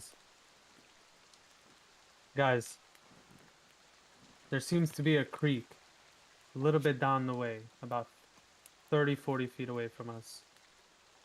And there's a horse. No? No. It was further from you. You had moved away from camp to do a perimeter sweep. So from your guys' position, it's probably about 160 feet down towards the southwest side. And then the horse is 75 feet away from me? It was from you, but you returned to camp. So in total now, the distance you've brought back, it's about 175 feet away from camp. Okay. So, guys, there's a creek about 180 yards or 180 feet away from us, and there's a horse laying on its side. Seems a bit odd. I did not see any blood or any wounds, but it's very strange that a horse is laying on its side. Yeah. Strange. It could be one of the Dunedain. Was there anything around it? I could not see. All I saw was the horse and the creek. No one had fell near the horse? No. The horse was by itself? By itself. Did not seem injured. Don't know if it was alive or not. Should we all go see, or should one person stay at camp and watch over everything? Or what sounds good, Savar? I think maybe me and you shall go, and the rest stay here. Okay. You begin to hear footfalls approaching the camp. Grab my dagger.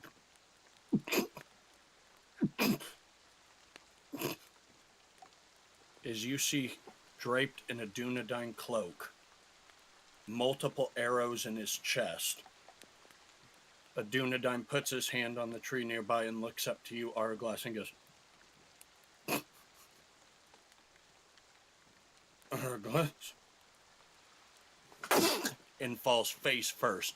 And that is where we will take our first break. Oh, come on! I knew it! I knew it! Oh my I God. knew it was coming, but not at that point. So Good thank you shit. so much for being with us so far. We're just going to take a quick bathroom break. Everybody go get your drinks. I believe we have a certain amount of time. We're not keeping track of it like a 10-minute timer, but go get your drinks and your snacks and come back, and we will be here ready to continue this adventure. We are far from done.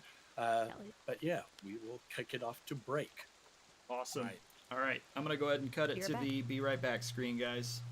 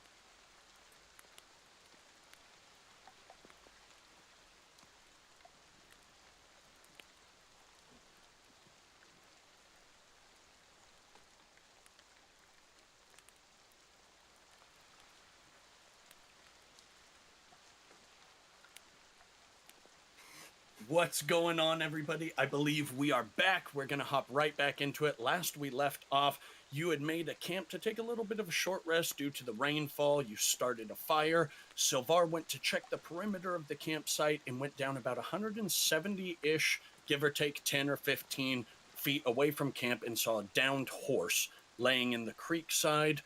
And then when he returned to camp to tell you all about it, a Dunedain who had multiple arrows in his chest had fallen and collapsed next to a tree, calling Auraglass by name. That's where we left off. Let's get right into the roleplay. Hourglass, you know this man? Yes, I quickly run over to go and turn him over. Okay, you run over and turn him over. You recognize him right away as Gathron, the Dunedain runner. So he is the one who was running messages to and fro from the camp to Bree to Strider. And you see he is kind of on his back since you have rolled him over, and he's... Who did this to you? Orcs. Are you alone? And you see he's like reaching in to his cloak and unbuckling one of the pockets on his leathers. And you see wet and trembling, the water running off of his hand onto the note, and it is stained with his blood that is freshly flowing. I take it from him. You open it, and you see that it is a letter from Strider, meant for the camp. Auraglass is making his way to Breland to assist the rest of you Dunedain in hunting the Orc Company in Barrow Downs. Make sure that he is well taken care of. He's very important to me. You all are very important to me. But Auraglass has a bigger purpose. Keep him safe. And you see Gathron looks at you and goes, sorry, I failed. You didn't fail. And you watch the life almost drip out with the final tears out of his tear ducts. As you see the wet rain falling on his forehead, flowing down like cracks over his skin. As his eyes never shut, and it looks like he's looking just past you. I'm sorry, Marty. I heard you, but it was just too late. It's okay. Sometimes it can't be helped. I close his eyes.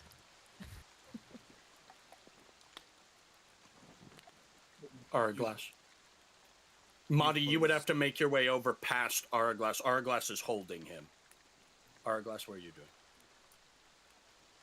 So as I'm holding him, I want to close his eyes, and I want to put my forehead on his, and then rest him down, and then I want to take the note, put it in my pocket, and I want to cover him.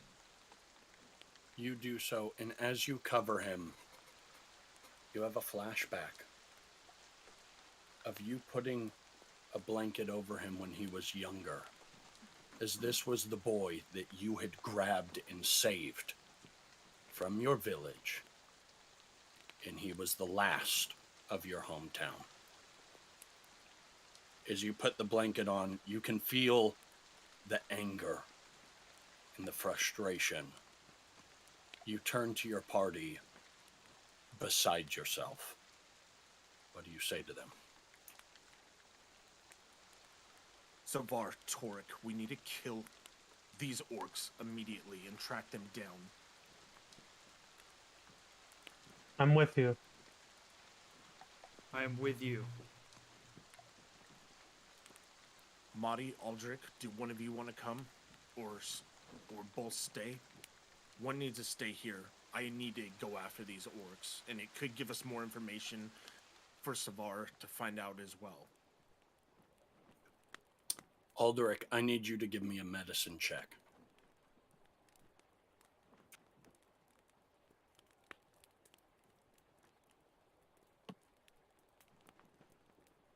9. With a 9, the wounds that you saw on him, they're at least a day, day and a half old. He was holding on as long as he could, and you see he was probably riding, hearing the way that Silvar has described the horse. It's possible that he was trying to ride back with these arrows in him to alert Strider. That's how dedicated this Dunedain was. And you see that the sword on his side that he's kind of grasping onto, it's stained in orc blood. This was not just him getting ambushed. He did fight, and it wasn't enough. But he did get to Araglass and have that final moment. However, it's possible that the orcs have a very big lead on you. And if they're heading in the same direction, you kind of put the pieces together that you don't know how safe that campsite might be if the orcs have already met it. I think we should all travel as a group as we have so far. We're stronger together. Best not to separate. I agree with Elderic. As do I. I still think we should go. I could be there by myself and do it. You're not by You will yourself not- anymore. You will not do this alone. I swore my hammer to help you. As well Fine, as then my let's bow. Fine, then let's just pack up and get on the way. The rain's dying down anyway.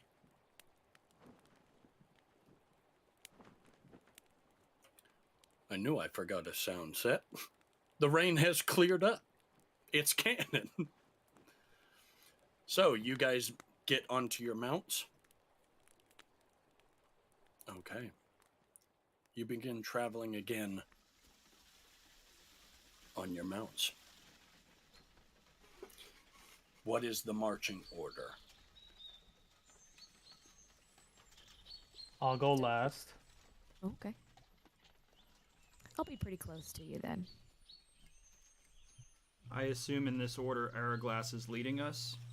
If he wants to do something otherwise, just let me know. But I assumed that he would be up front, and then I would be immediately behind him, having his back. Correct, and I'd be in the exact middle, behind Torek, in front of Madi. Okay.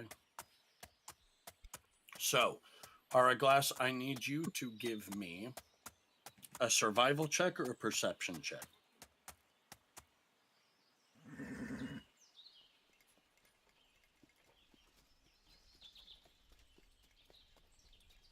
I'm going to do perception 19, 20, 21. 21. You are hell-bent on finding this camp, and you are now picking up the pace. All of you are just kind of, as you see, Jack is working double time to keep up with the horses, weaving in and out of all of you as you begin riding these mounts and heading towards the camp. Who's in the middle? Who can give me a check for that? Perception is already taken off the table. Alderic, what are you rolling? Okay, I'm going to do an investigation check. Give me an investigation check. Where are you investigating? Just investigating the path that lies ahead, keeping an eye out for, fallen branches. Maybe the orcs had gone through, or a trail that looks like they have walked through. Okay, give me an investigation check. 19. A 19. You guys travel for about another 20 miles. So at this point, you are getting close, and you see down in the ravine area, like off of the road, you barely make it out. But as you are riding past, you see it. Orcs with Dunedain arrows in their backs. There's about 6. You can see that these look to be warg riders, but the wargs are nowhere to be seen. who is taking the last check? I believe Silvar or Torek. I think Torek was up front with Araglass. Yeah, it would be So in the Silvar. back would be Silvar. Okay. So investigation and perception are off the table. Okay. I'm gonna do. Can I do a survival check to see if there's like any, I guess, trails of blood or anything that we can like. Sure, Done. sure. Give me a survival check. 25. 25. You see that there is a trail of blood. It's faint because the water has kind of washed it away in the rain, but you do sense that there is a blood trail. If you would like to tell your companions. Guys, I see blood in this trail. I think we should follow it. What do you think, I'm gonna Araglass? start slowing down. I'm gonna start slowing down and listening to him because I know it'll be faster to get to my objective. Question for our DM. Sure. Are these blood trails leading toward the orcs, or is it a different... You are not Trail. certain since you were not looking. Okay. Okay, so, So, let me. Silvar, you see the blood trail goes off the trail into the wood. Okay, and into the wood. Is it closer to the orcs, like in their direction? It is in the area where the orcs have been killed, but you can see that this blood is not black or dark purple or orcish of any sorts. This is crimson, and it is heading to the west through the wood. Okay. This blood doesn't seem to be of orc nature. It seems to be humanoid. And it is going towards the west. Arglass, what do you think we should do?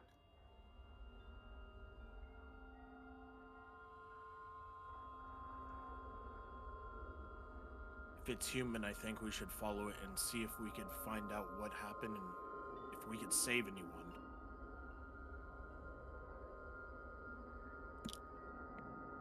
Should, This could also be the... Go ahead. I was gonna ask, should Mati investigate ahead for us? She is sneaky after all. Or should we stay together? I could try to scout ahead a little bit. If you'll bring my agree. horse. I'll watch your horse, Mati. And I Okay. take the reins. Keep a distance. I'll signal if I think you should stop. And I get off my horse and start kind of following the trail. Give me a I wanna stealth that. perception check. Or, you're stealthing. Give me Oh, a I'm stealth stealthing. check, and then give me a perception check. Nat 20 again. Nat 20. On my stealth. Madi, you begin to take the scent of the blood, Mm-hmm. and you reach down and touch it with 2 fingers.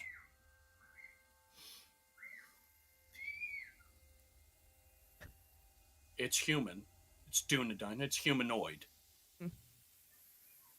It's fresh. As in maybe the last 10 hours. And you take off in a charge. Running, jumping from branch to branch over fallen trees, running and sliding in. And that's when you crest over the top of a mound of earth and see down below. You see, you're kind of like on a hillside almost. But imagine like when you go on a hike and there's like a steep cliff drop. It's not necessarily a cliff, but it's a mound of earth that if you were to fall, big time damage. And you get to the top and you reach your head up from the brush. And that's when you see it. A Dunedain wrapped in string, in leather wrappings, in multiple wargs. Mm. And you see they have their muzzle, like a muzzle on their snout, keeping it closed, and you can hear the gnashing even with the muzzle on. And you hear, This one fetches good sport, doesn't he? You see another one goes, hands off. Ugrish said he wanted the Dunedain. We were sent to get him, and now we have him. About how many are there? You see that there's about 6.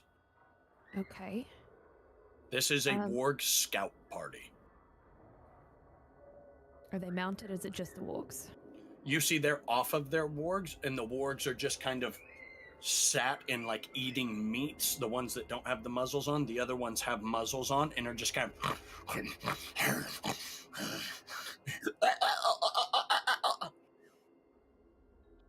but you do see about 6 to 7 orcs.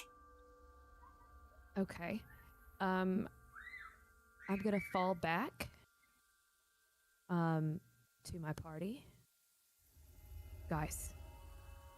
6 mounted wargs. They have a Dunedain. He's tied up. And they're definitely going to be taking him hostage. He's alive. So I'm not quite sure what we need to do, but I think maybe we could distract them to go off somewhere else. And let's see if we can get this Dunedain.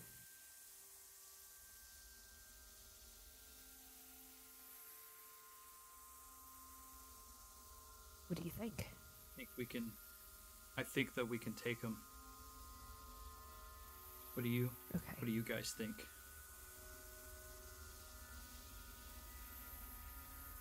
We take them out now.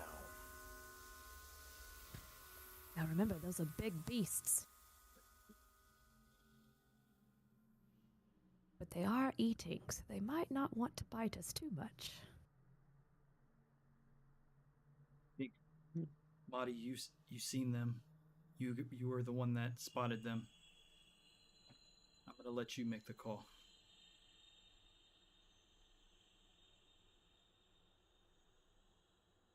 One for me, one for you.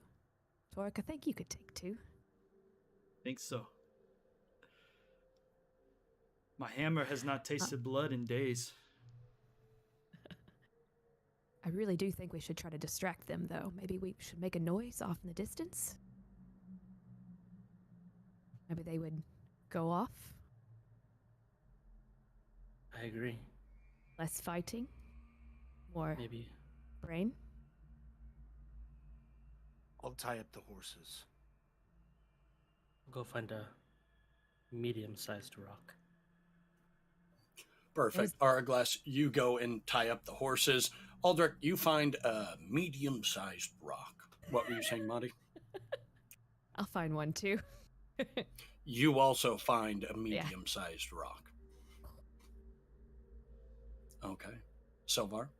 How far are they from us now since Madi came back towards us? Madi came back. It's about like half a mile. She went out scouting, saw them, and came back. So now I assume all of you are heading in that direction. And at this point, wrapping up the horses, what are they, Christmas presents? Tying up the horses to a tree and moving on foot stealthily, you are approaching the bend that goes up and looks down. I need everybody to give me a stealth check except for Madi, as Madi knows exactly how to traverse this terrain. This is a critical roll. 12. A 12. Also 12. A 12. 16. Get him up Also there. a Get him up 12. there. Come on. Ooh. Oh my! 12 was the DC. You are stealthed.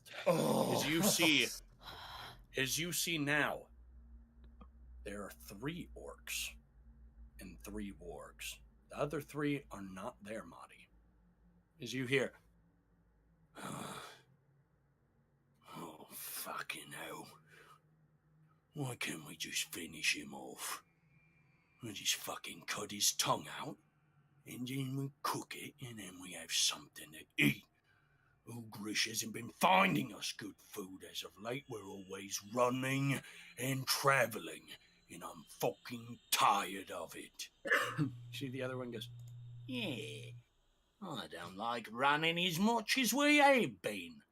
I think we're in for a coup. You see, one of them goes, I don't know what making orc baby sounds has to do with Ugrish and us revolting. And he goes, no, you don't. A coup, we take over leadership.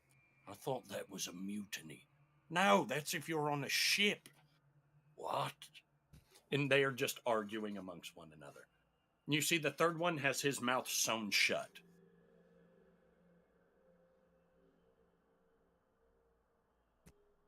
Hmm.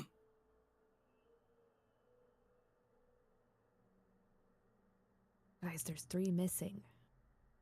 What do you think now? I'm whispering, by the way. Question for the DM, just for clarification. We all hear the orcs, correct? Mm-mm. You are all, yeah, they are not stealthy creatures. Okay. So, we'll lean in. Marty, Aldrich, you both found rocks. We could possibly draw them away from their camp.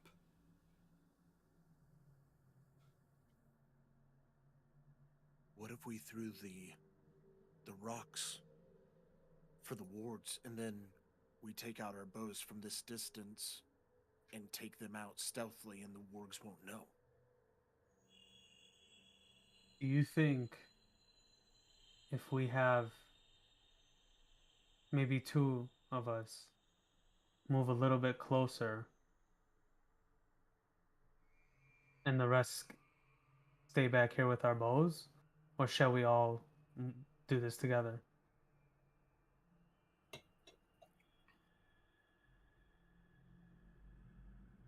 We are stronger together. I agree. All right. Do you think we should throw those rocks over that way and see if we can get him to scatter for a minute? Get them all confused. They're not very smart. Torque would be smarter than them.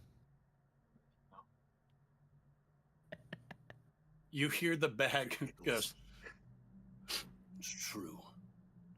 Torek may be smarter than these orcs. They are brainless.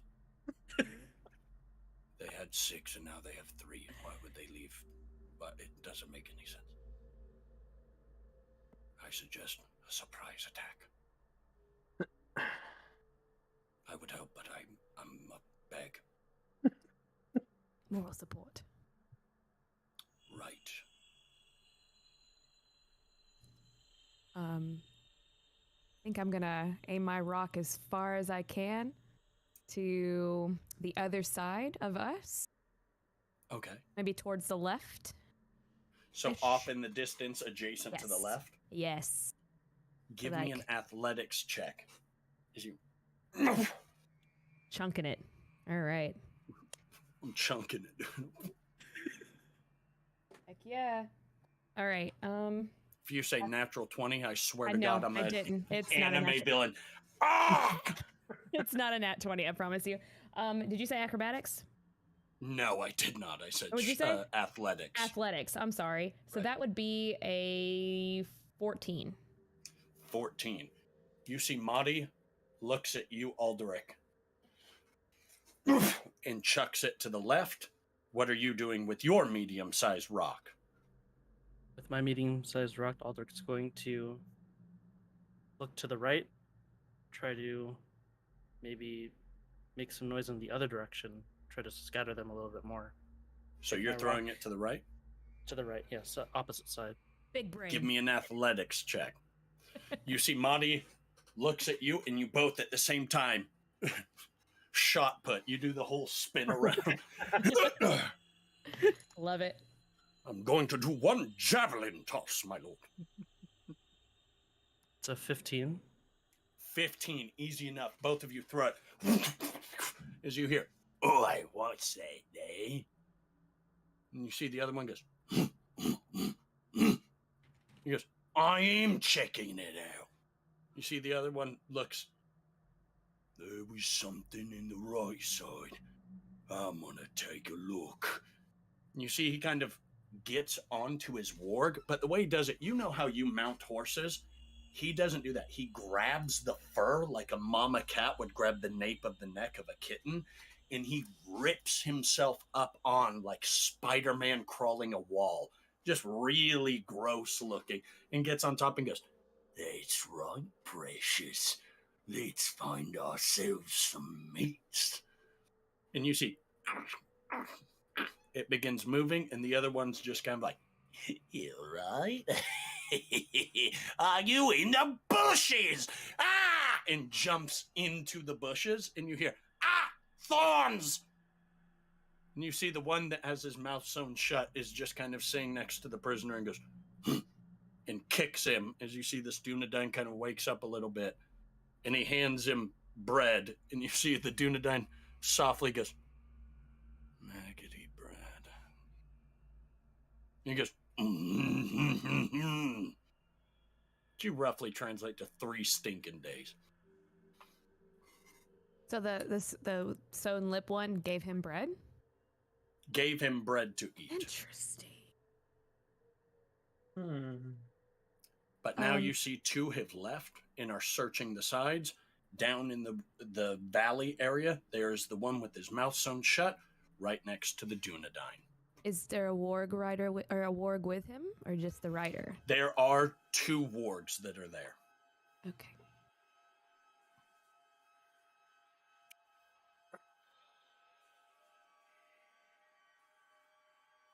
All right, guys, I'm gonna sneak down there. I'm going for the rider. Can somebody go for one of the wargs? Maybe another? The orcs. I can take the other. Okay, have my back, please. And I'm gonna Perfect. So, start Madi, you're sneaking down to the right side where the one got on and said, let's find us some meat. And begins traveling to the right. I was kind of thinking towards the middle to the sewn lip guy, but Okay, perfect. So not the... Okay, so there's one riding the warg. That's why I thought you meant that. They're all warg riders, so you're correct. okay, yes. So the one with the... Yeah, perfect. So you're going Yes. straight down. Give me a stealth check.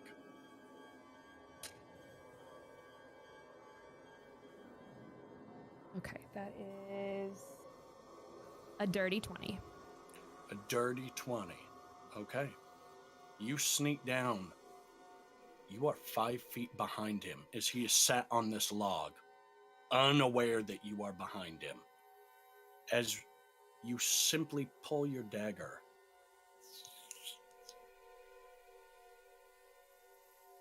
What would you like to do?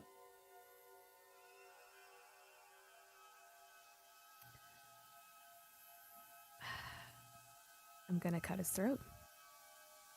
Okay. Okay. Give me an attack roll at advantage. If this hits, you will also get your sneak attack damage. Hell yeah, let's go, guys. Let's go! Okay, that would be a 17 to hit. 17 absolutely hits. Sweet. Go ahead and roll your damage. Alrighty, so, oh, that music hit just right. All right. As you are slamming this dagger into him, are you stabbing him in the throat? Slitting his throat? Hell yeah. 6 plus. So that's a 9 damage. With my 9 sneak attack. damage with your sneak attack. Mhm. He had 8 HP. How would you like to kill this orc? Let's go. So I reach my hand around his chin, and on the same quick motion, I just rip it right across his throat, and blood gushes everywhere. And I lay him down as silently as possible. With his mouth sewn shut, he is unable to scream as you hear the chortling of as this black blood begins to spread down his torso. As you pull him back and lean him down, as you see the Dunedain is kind of looking at you and goes, I certainly hope you're friendly. Right. That's all I'm doing. Okay. And I am going to duck behind that log Okay. for my bonus and keep stealth. Perfect. You keep your stealth and you lay back down beneath that log. We're going to kick it over now to Silvar. You see this happen as Madi takes out the one. You see the one to the left that was kind of like, in the bushes! You see he kind of comes out, thorns kind of all around him as he comes out of the bushes, and he goes, There ain't nothing in the bushes but thorns! You see him. What do you want to do? I'm gonna take out my great bow and try to shoot him right in the throat. Okay, give me that check. Give me that roll. 10. A 10 does hit. You take your arrow. Roll your damage for me, please. 9. 9 points of damage. He has 8 HP. How would you like to do this? Okay, so as he gets up and I see all the thorns like in him, I just Yeah. kind of move a little bit to the left, pull my bow out, and just shoot it, and it goes straight through his mouth, and he falls right back into the bush. Perfect. You see him get out of the bush. There ain't nothing in these bushes but thorns! As you all look over, and without making a noise with elven grace, Silvar already had his great bow out and just grabs another arrow and looks at you all and begins aiming for the others. Now we'll go to Alderic, as you have thrown that rock off to the right, and the one was like, let's get some mates, and is moving in that direction. You see he is beginning to come up back into the camp, the warg. As you see, he goes, all right, somebody killed him. Come on now, man flesh. Let's have a party. Shing. As you see this curved and jagged blade comes out as he goes, what are you, scared? Come out. I just want to play. What are you doing, Alderic? Hourglass and Torque are near me, right? They are. I turn to both of them. Hourglass, Torque. Let's take care of this last one. As I take out my short bow and then take a arrow from my quiver, knock it back, and release, aiming at the Warg Rider's face. Perfect. Give me an attack roll. That's a 21. A 21 absolutely hits. Roll your damage for me, please, Alderic.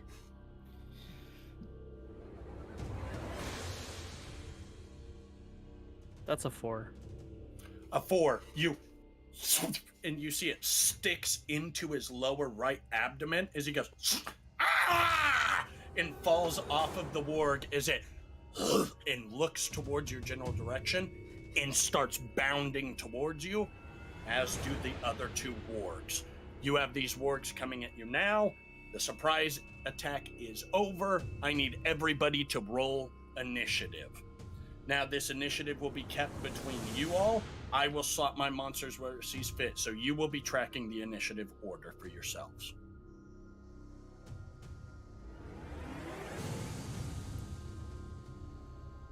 $19. 19. Perfect. And while they roll this initiative, this is a great time for me to remind you, if you put ! Discord in here, you can join the Tilted Rolls Discord, where we have a bunch of cool stuff happening. And make sure to also check out Dungeon Hunters if you get a chance. I really appreciate it. Also, make sure you check out everybody's stream that they have on their off times. We will have those plugs at the end as well. So now, does everybody know their initiative? We're going to start up at the top with Alderic. I want to make sure I tell all of you guys by name. Alderic, what did you get? 10. 10. Okay. And Hourglass? 19. 19. Madi? 26. 26. And Silvar? You are muted. 21. 21. And Torek? Just a lonely 3. Okay. So, slot yourselves in the order that you guys go in. Does everybody Madi. have the order?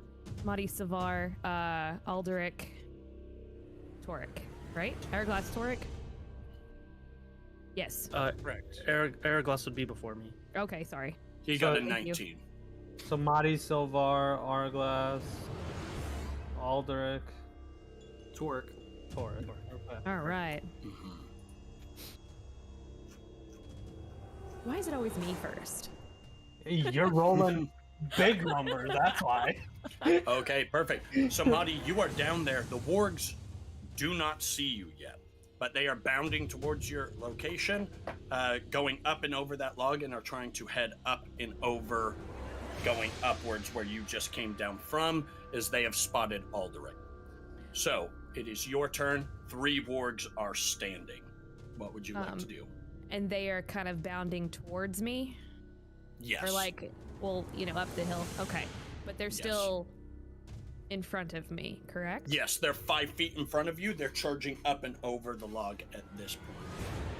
I think I will hold my action until they are either jumping over me or, in my quick vicinity. So as they pass, I want to attack them as they're passing, or one of them as they're passing. Okay. So are you just going to attack them as they're coming up over the top? Yes, because I want to stay hidden as possible. So Okay, so what weapon are you using to attack? I still have my dagger out, so I'm gonna assume I would still continue using my Just- dagger. As they jump over, Yeah, you're and just trying to yeah. stab in? Okay, Yeah. give me an attack roll. Okay. What is that? I can't see. Oh no. Okay.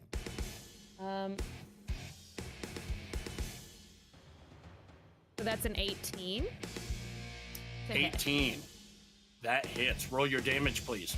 All right. 4. It would be 6 plus my sneak attack. 7, 8, 9, 12 damage. 12 points of damage.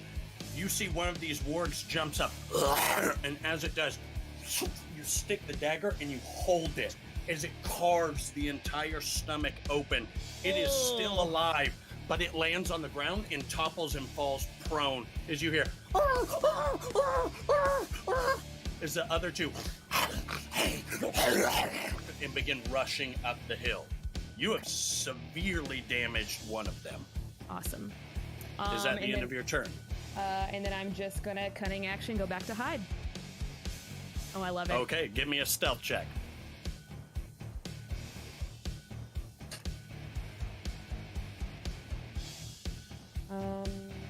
That would be a 13.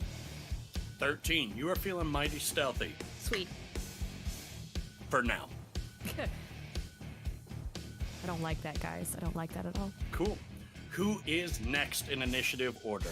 It is me. So I'm gonna the 2 are coming towards us, right? So Yes. I'm just gonna make an attack on the one on the left hand side. I'm Okay. gonna shoot my bow at him.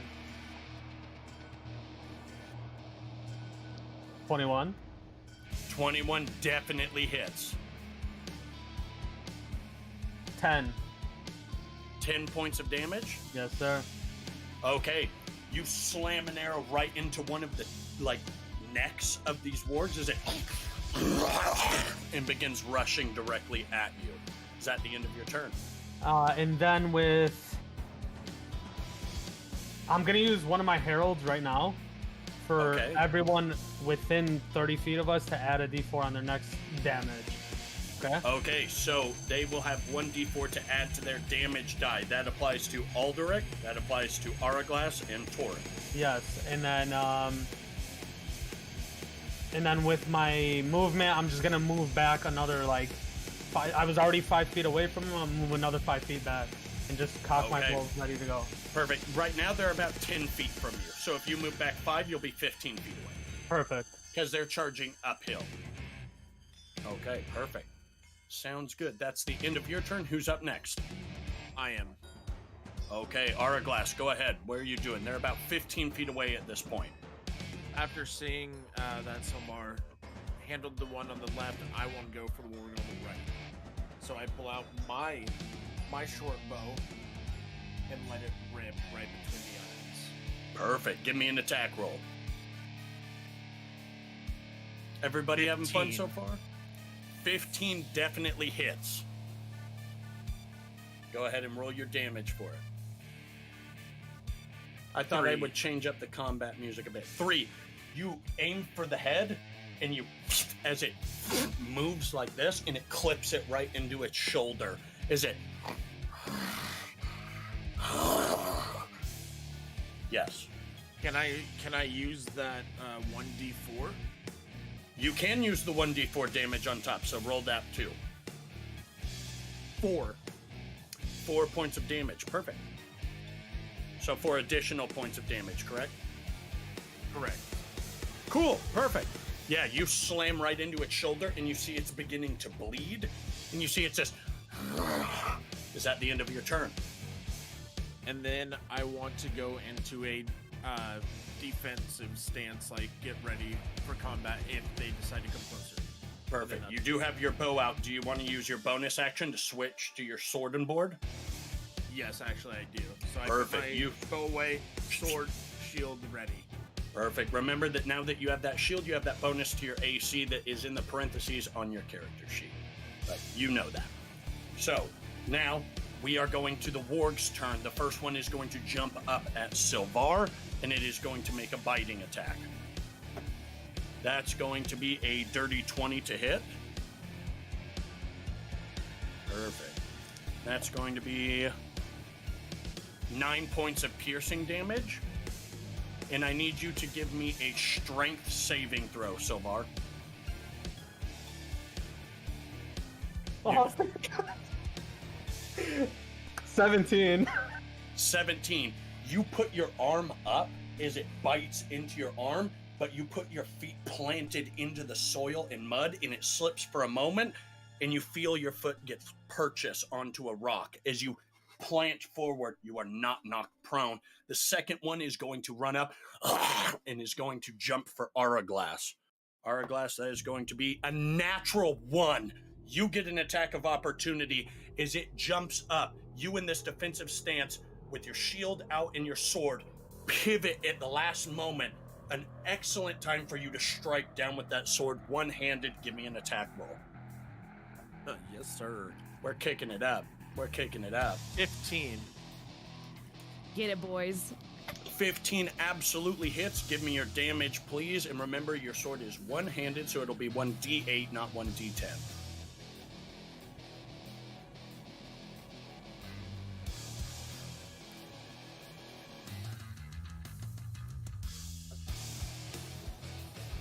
Nine. 9 points of damage. As it jumps up, its gaping maw open. You take your shield and pivot at the last moment, cutting the head off of this ward completely as it falls to the ground.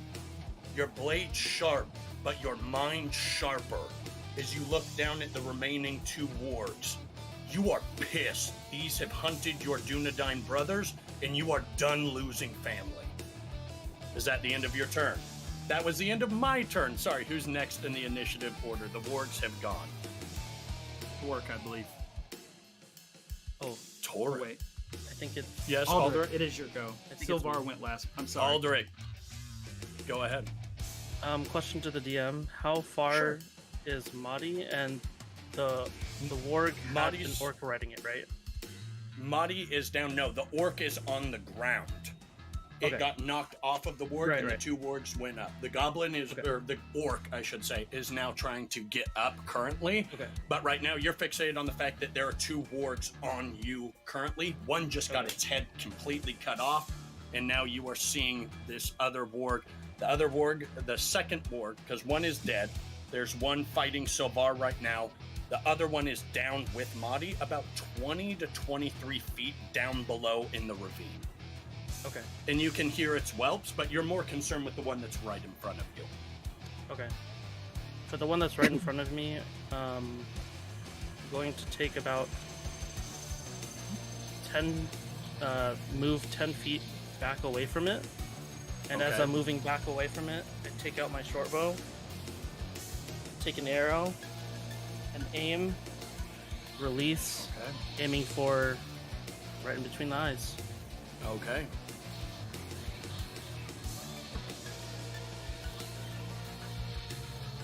That's a 13. A 13 just hits exactly. I need you to roll your damage, please. And I'm also going to be adding the 1d4. for the Perfect. arrow. Good, good, good. Absolutely. A slap in That's the face. That's an 8. An 8 point of damage. That is exactly what you needed. That was the remainder of its hit points. You see, as you dive back, you see Jack goes in between your legs like a SWAT dog and is just perching and looking towards and barks as soon as this warg moves and jumps in your direction. You take your arrow and really quickly, one straight into its maw as it sticks out the back of its head. As you see it crawls up to you, still moving, but like twitching, and goes and is biting directly at Jack. You see Jack is unmoving, staring directly into this warg's eyes as its head falls to the ground right in front of Jack, as Jack licks the blood off of its face and then looks at you. You have killed this warg. I look at Jack. Thanks, buddy. You saved me. Now let's go help Marty. As for my bonus action, with Jack's speed of, or distance of 40 feet, I'm going to send him down and hopefully attack the remaining one that's down near Marty. Okay. Madi, as you are trying to hide, you can see the orc is getting up, so you're trying not to make movement. You see this warg down below, and you see this warg is getting up and looking at you. As you're kind of like, shut up, I don't want my position given away. As it's about to leap towards you, you hear this small, mangy mud as Jack jumps down and is tussling with this warg. Go ahead, are you rolling a bite attack for Jack? I am.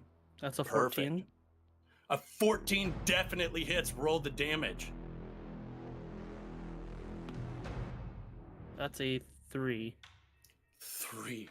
If you recall, big damage from the sneak attack. You see, as this warg jumps to alert your position free to the orc that is getting up, it jumps, Jack attacks it, they roll on the ground, and you hear...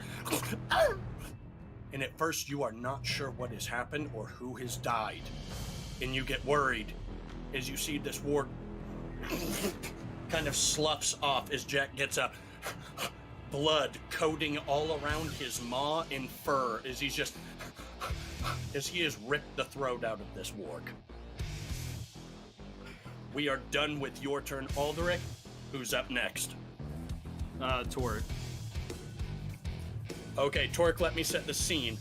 Both of the wargs up top have been defeated. The one at the bottom has also been defeated. But you look now and see this orc is rushing towards the log where it saw the dog looking and is running to Madi. This is time for Torque to intervene and get real close and dirty with this orc. It's time to show the people why Torque Steelfist has his fucking name. Let's go. What do you do? So I want to take out my warhammer and two-hand it. You do so. We're gonna run up behind the horde, and we're gonna go for a attack, just right down on its head. Okay. Give me an attack on this orc.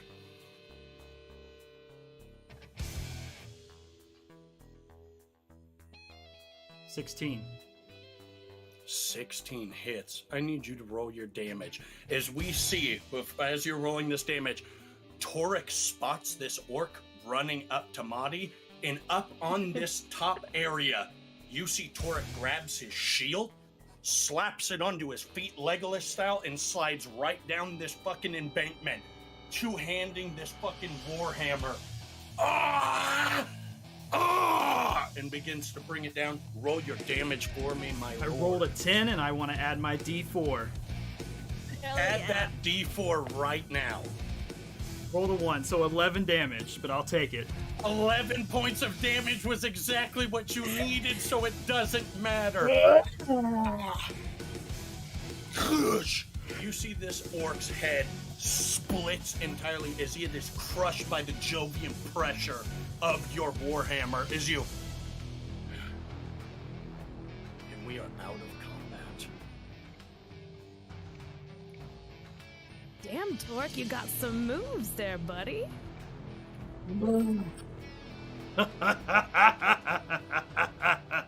He always has to show up with the last kill. God. Marty, Guys, I think that was our best fight yet. how are you, Marty? I'm good, brother. And I grab for his arm to get it so he can get me up. Oh, man. So far, you made it! Yeah, I was sick of dying. I decided to use my bow. Ah, That was literally the brother, you have not fallen. well, no thanks to you. You carried your own. I'm proud of See you. what Jack did? Oh my god. So as you were all kind of reeling from this battle and just kind of, oh my god, you see the Dunedain goes, please cut me out now. I understand you all did something great and I'm really appreciative of it. But Araglas, please. Of course, I'll take out my dagger, cut it, and grab Cut it. You see, he goes, do you have a horse? I do. I need it. Somebody has to tell Strider what is happening. The camp is not safe. I cannot aid you. I'm wounded. Our horses are just tied up over the hill. We'll go to him. You can take mine. Right. Araglas, it's not what it seems. The evil is not just orcs. The evil comes in all forms. The shadow is moving. The Nazgul are awakened. They are coming. The Black Riders.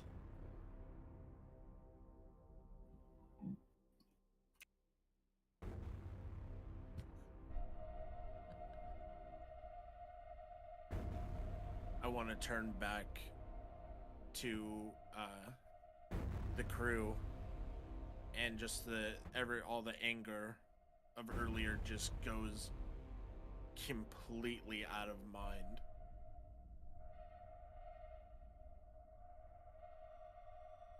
We're in for more than we even fucking bargained. That's right. I need to ride for Rivendell. That is where Strider is, correct? Strider and Gandalf are there right now. All right. Perfect. You need to meet as soon as you can. You need to meet up. Sorry, with Therion. Aldrich, water. Aldrich, water. I got it. Therion, you said. I'm parched. I'm going to ride for Rivendell. I will not be stopping. No day, no night could stop this information. I need to talk to Strider and Mithrandir immediately. Lord Elrond as well. His domain is at risk. The enemy has returned. Sauron. I know it. And you Therion, see Oh, go ahead. before you leave, let me see if I can use my healing hands to at least help you. There's no time. Also, I'm not Therion. My name is Russ. It's fine. It's okay. We Dunedains, we're all... People confuse us all the time. I have to leave. And you see he takes off, unties one of the horses as you hear, cha! So he begins to go. You guys gather your remaining mounts. Some of you double up. You head for the camp. It's about 5 miles from here, if my math serves me correct from what we've done. Somewhere around there. Go with it. Yeah. Okay. Yeah. We were 35 in, so. Okay. Perfect. So, Whatever the DM says goes, right? Yes, yes, yes, party. Yes, party. I am hoping that my sound sets were all set up correctly. You come upon an encampment, and the unease is felt immediately. Shredded canvas makes up the remnants of old tents which the Rangers used to shield themselves from the rain. Crimson blood coalesces with the muddied ground that makes up this encampment. The campsite lies still and silent, with the small buzzing of gnats and flies that dance around the corpses strewn throughout this haunting sight. A meaty stew sits cold above a dead fire, and the air, once assumed full of song and laughter, is silent.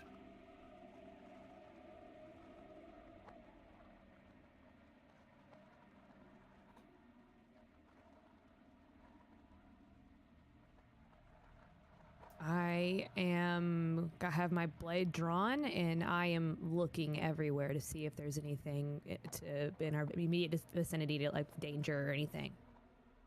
Give me an investigation check or perception. Hourglass. Can I do a investigation? Like, try to see if there anything, Sure.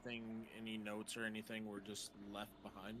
I'll do Sure, are you perception then looking if he's for- doing investigation. Sorry. Okay, I mean, both of you can. Are you Okay, looking, Hourglass, are you looking for Therion? Basically, yes. Give me an investigation check. And what did you roll, Marty? That's a 16. A 16. You find an orcish arrow in a tree with a peach. So there's one peach in the tree. James A Wood piece of parchment has been lodged into it with an arrow. And it is in orcish. I take it, and I can't read Orcish, so guys, look, I found a note. I can't read it. Can anybody read this? Silvar, are you next to her? I am, yeah. It is the mark of Ugrish.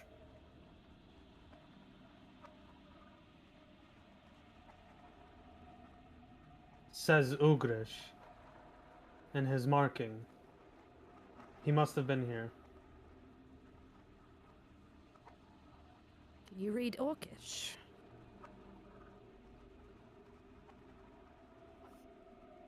Yes. What does it say?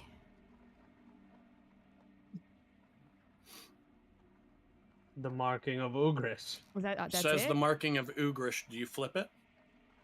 Sure, yeah, I flip it over. Better catch up. He says he's mocking us. And you see in very small writing, much slower than your father.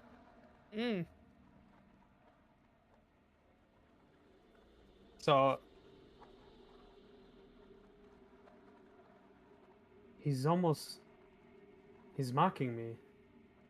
He knows I'm following. He brings up my father. As I kind of like just put the note away in my bag.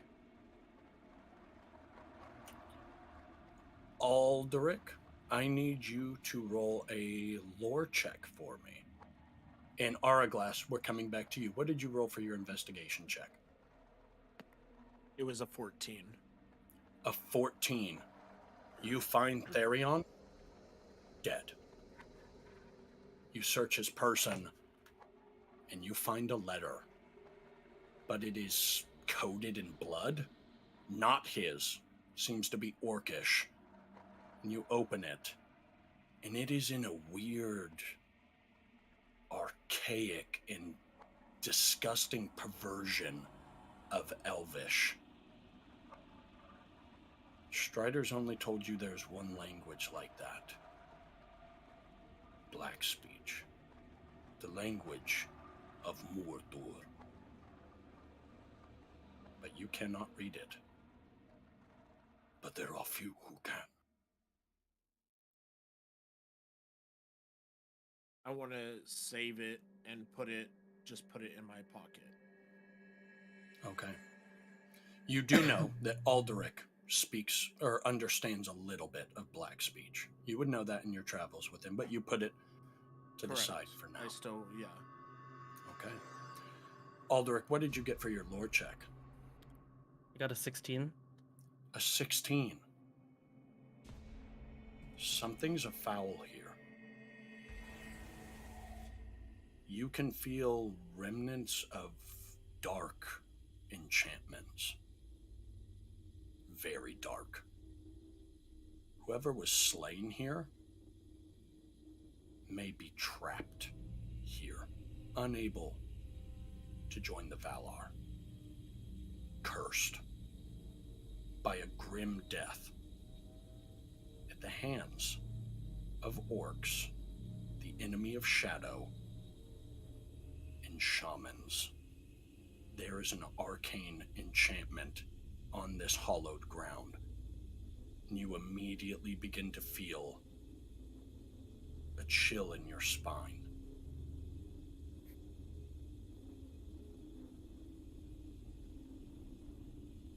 I need everybody to roll a corruption save. You want to beat a 15.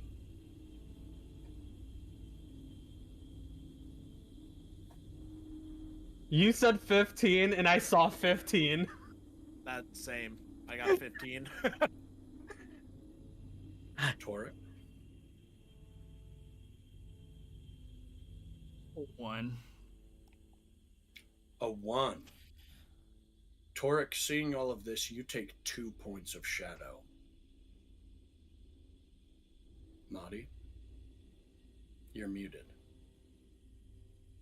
I also rolled a 1. Ah, so it seems the turns have tabled on your luck. Take 2 points of shadow, But- please. I have advantage on corruption, so I only take 1. Okay, then you only take 1. Torek, sucks to suck. Madi, GG. Alderic, what did you roll? I also got a 15. Perfect. You save as you are kind of like, okay, I'm scared. Something is happening. Take it away.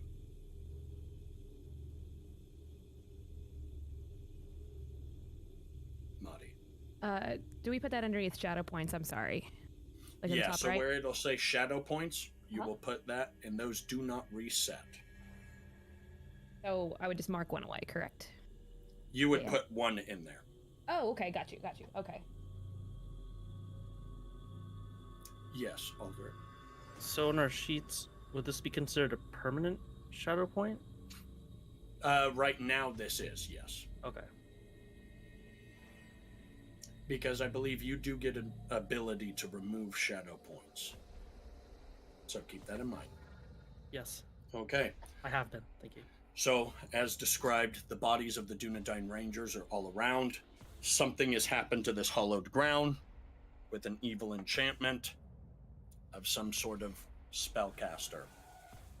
These magics are unknown to you, but it is dark. The general feeling is not good. Can I do an investigation check to see if I see anything around us, or just to, I guess, scout again, see if anything's around us? Sure. Give me an investigation check. 12. A 12. You're kind of walking by and you look at the bodies. You see the eyes of one of these Dunedain. Black veins up the neck, and the eyes are clouded over. And you can see frothing at the mouth, like a white substance, as I lay there, dead.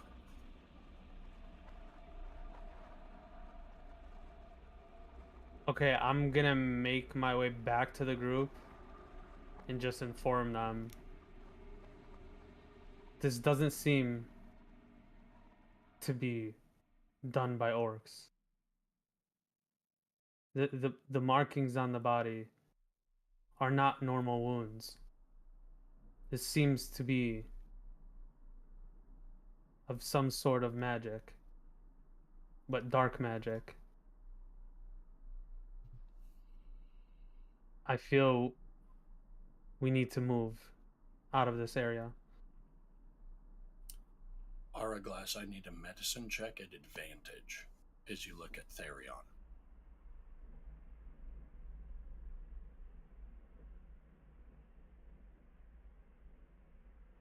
Six.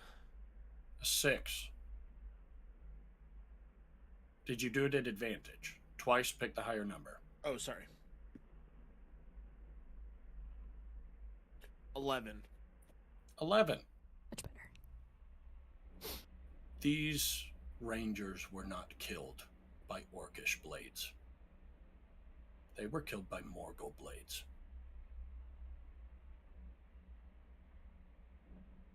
One thing happens to you when you are killed by a Morgul blade. Strider has warned you of it, in case the evil returned. You become a wraith. You start to put the pieces together. Oh no. Your Dunedain brothers are transitioning into their wraith forms. Time is running out. You have the parchment in your pocket. What would you like to do? I want to look at Aldrich and say, come here, I need you to read something. And I pull out the note and give it to him. I take the note. Sure. Hourglass, let me try. I need you to give me a lore check at advantage, Aldrich.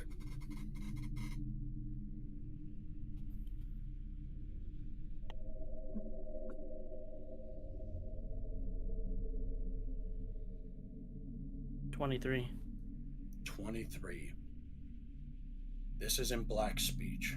You pick out a few of the words, but you begin to, as you read it, hear voices in your mind.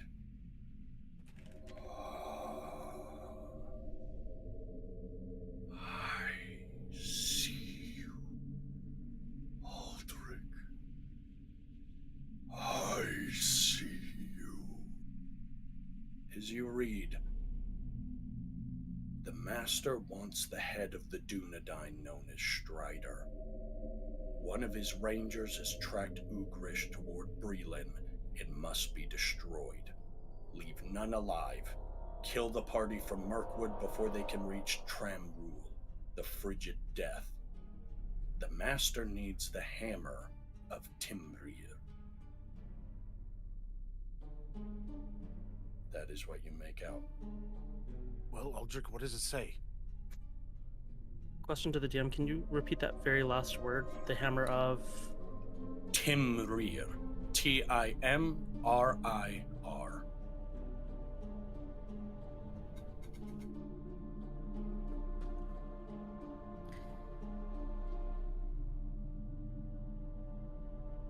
Marty?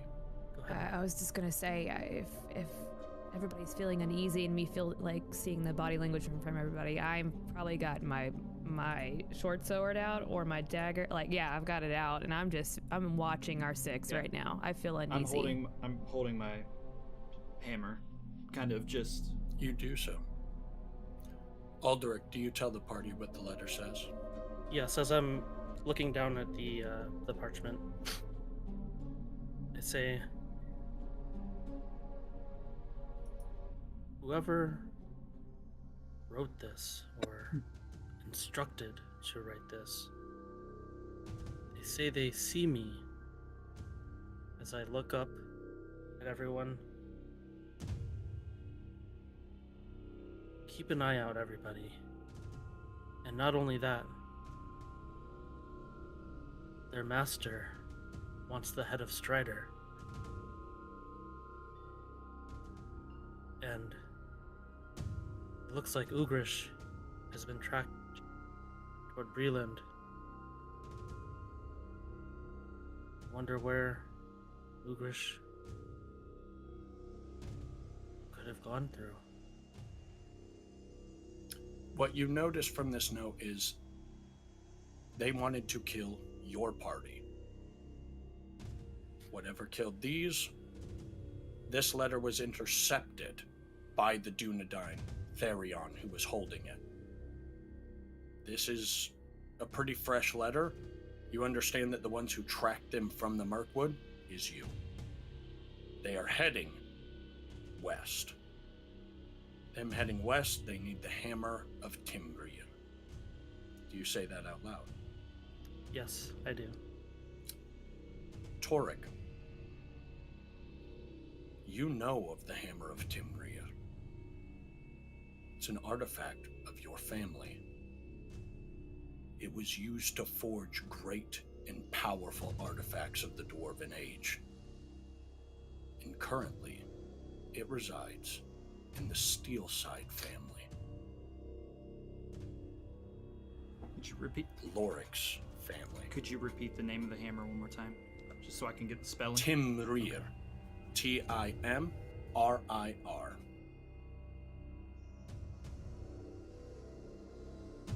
Okay. So this is a big shock to all of you. Araglass, what do you say?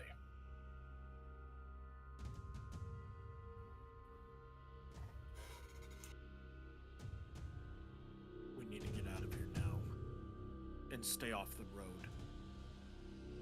What of these bodies? There's just something not right with them. Burn them. I agree. I'm gonna take out and start a fire, light my torch, and I'm gonna throw it on one of the bodies.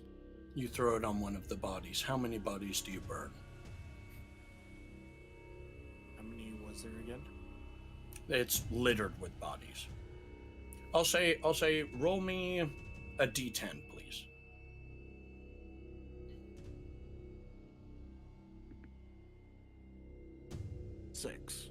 Six. So there were 9 bodies in total. You begin burning and you burn through 6. And as you do, you hear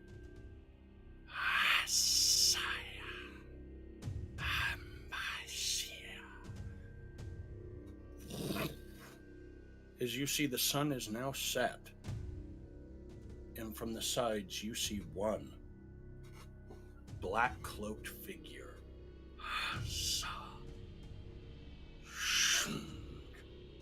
with a Dunedain sword. You see another in front of you.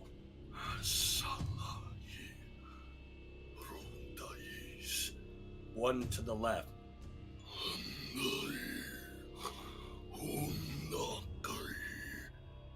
Alderic, they are speaking black speech, and they are cursing the ground you walk on.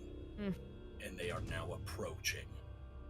And that is where we will end the session. Oh my god. Oh, So, good. that is where we are going to end the session with these 3 wraith-like figures approaching from the trees. I hope you all had a good time with that. Now, we are going to go into a fun little segment called Rose in a Thorn, and the characters are going to talk about the things they loved about the game, things they think they can work on to make the experience for themselves and you or me better, and then their favorite part of somebody else's roleplay and their favorite part of their own, so everybody gets some love going around. I'm going to change the music into something a little more lighthearted. Oh man. And we will begin. And if you want, we can start wherever you want to. Whoever would like to take it away. Wait, did you say Alderic? Alderic, take it away. All right, so there are so many great moments. I think my rose is going to be for my individual rose is going to be when I was able to hit the warg with my arrow, thanks to Jack's alertness, and then promptly afterwards sending Jack down and successfully biting. Was it the warg or the orc that was down there near Madi? The warg. Okay. And I don't know, it was just a relief. I mean, everyone was doing really well. A thorn for myself.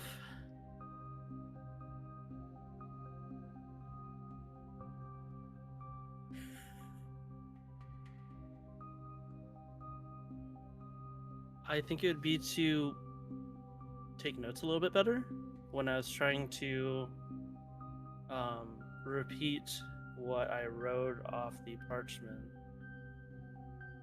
I didn't have it completely correct, and thank you, Death, for correcting me. I will send it to you after the session so that you will have it. Awesome, thank you. Also, And then going forward, I will prepare handouts that I will send you on Discord, so you will have an actual parchment with the writing on it. Awesome. And then a rose for the group. You guys, we did it again. You know, we might be here and with these 3 wraiths moving toward us, but I mean, I'm like starting to tear up, like my left eye's tearing up.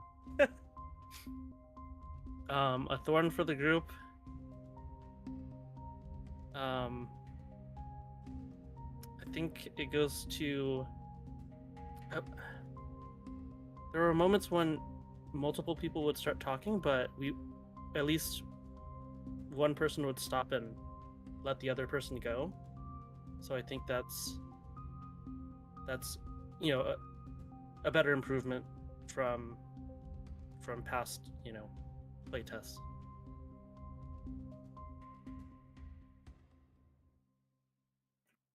Okay, and what was your favorite moment of your roleplay, favorite moment of somebody else's?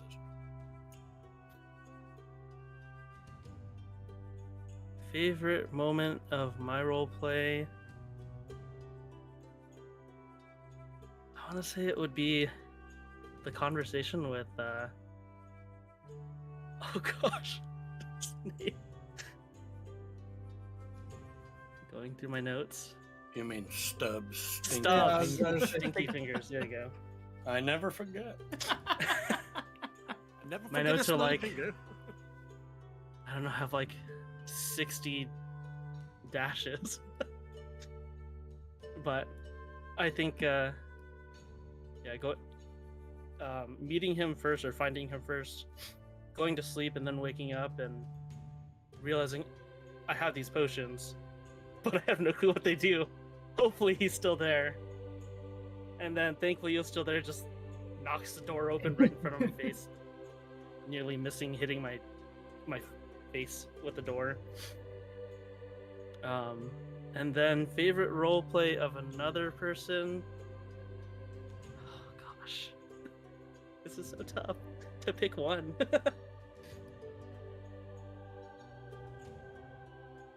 I'd have to say Madi. For when she would talk to the group or ask the group something, but I know that we're all thinking how to respond. She added some verbiage there to fill in the gap and give us enough time for one of us to respond or do something. Thank you. Love it. Is that it for you? Yes, and then I'd also like to thank Jack in real life. Bring in the dog. Ah, yes, bring in the Jack. Ah, Jack. Why did you just sound like Dustin Hoffman from Hook? Ah, swing home, Jack. Home Run home, Jack. That's Look at my him. boy. Look at him. Hound! There he hell? is, Jack. His name is really Jack. You know what I just thought about? You guys have a dog named Jackson. He has a dog Yes, named yes. Jack, and I have a cat named Jackson. Oh gosh. Brings it all Perfect. together. You know these aminals. Okay. He's trying to So- go kill more orcs. Okay, so with that, I think it's up to me now because Red, you're going last Correct. to sign us off. For me, Rose, oh, what a blast. Middle Earth, this is my first time doing a stream campaign in Lord of the Rings Middle Earth Arda setting, specifically in Eriador/Breland area. So it's been a dream. This is so much fun. I'm very humbled to be your DM and that you guys asked me to be a part of this. I'm very excited. Thorn, I think, not to beat a dead horse, the talking over one another, but this is your first stream. You're all very excited. Everybody checked one another. We did a check-in in the break, and I think you all did fantastic. My favorite part of all of your roleplay, because I'm the DM and I have to do that, Aldrich, it would have to be the stubby, stinky fingers. For Araglass, 100% using your anger and frustration and your sadness to propel you forward and drive the story forward. That is exactly what we've been talking about in playtest, and I'm happy to say that this session, Araglass found himself. You found exactly where he needed to be, and I can't wait to see him excel forward and grow as a character. I think you nailed it. Madi, team badass, right? Nobody expects the sneaky little rogue to be super useful, and yet Madi went down there and was cutting throats and smacking fuckers. So, love that Madi is this little badass running around with this mouse hanging out with her, which we have dubbed Twig Mousington the Third or whatever. But Twig is great, and I love that. For Sylvar, your quick quips and when you nudge another player and like make jokes, it's fantastic. I'm a big fan, but also we got a lot of character exposition for the background of what is bringing you all together, and I hope that the audience loved it as much as I did. Torek, what can I say? There's Madi being the team badass, and then there's the team brutalitarian, and you have fit that role perfectly. Hulk Smash is all you. So I love it a whole lot. Favorite part of my role play, I got to play Strider today. I got to play Aragorn. What a dream. What a dream character to be able to voice act and do for you guys. Can't wait to do Gandalf. Can't wait to do all the characters that you might meet in this. So I'm fucking excited. I'm very stoked.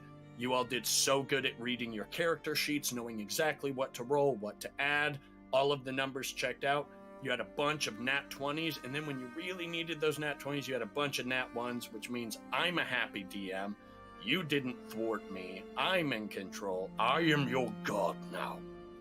I felt like Tony the Tiger, you know what I mean? I definitely felt the gods are a bunch of chaotic beings that want to see the world driven to madness. Oh boy. So I thought it was fantastic. I thought I nailed what I had to nail, and I would be nothing without my players. So I want to thank you all for playing at this table and allowing me to DM you. You all did very fucking great. It's your first stream, and I can't wait to see what happens next. That's it from me. On to Kayla or Madi. Thank you. Oh my gosh. Where to start? Holy shit, guys. What a group of fucking badasses. Let me just hype y'all up a little bit. What a fucking group of badasses. Y'all shined today. Shined. I know we started with like nervous tummies and like freaking out, but we fucking pulled it out. Like, chat, they fucking pulled it out. I don't care what anybody says in there. We fucking pulled it out. I love you guys. All right, so that was my rose for everyone. Y'all did great. Thorn, I'm gonna try to say something different. I think with our Thorn, it's okay to step up and with the silences and maybe add a little something here and there for flavor. just or while someone's rolled. Maybe you're saying something, maybe, you know, whatever, fill it in. But also being aware of not talking over each other. I'm guilty too. Because we're excited. And that's fine. I'm okay with it.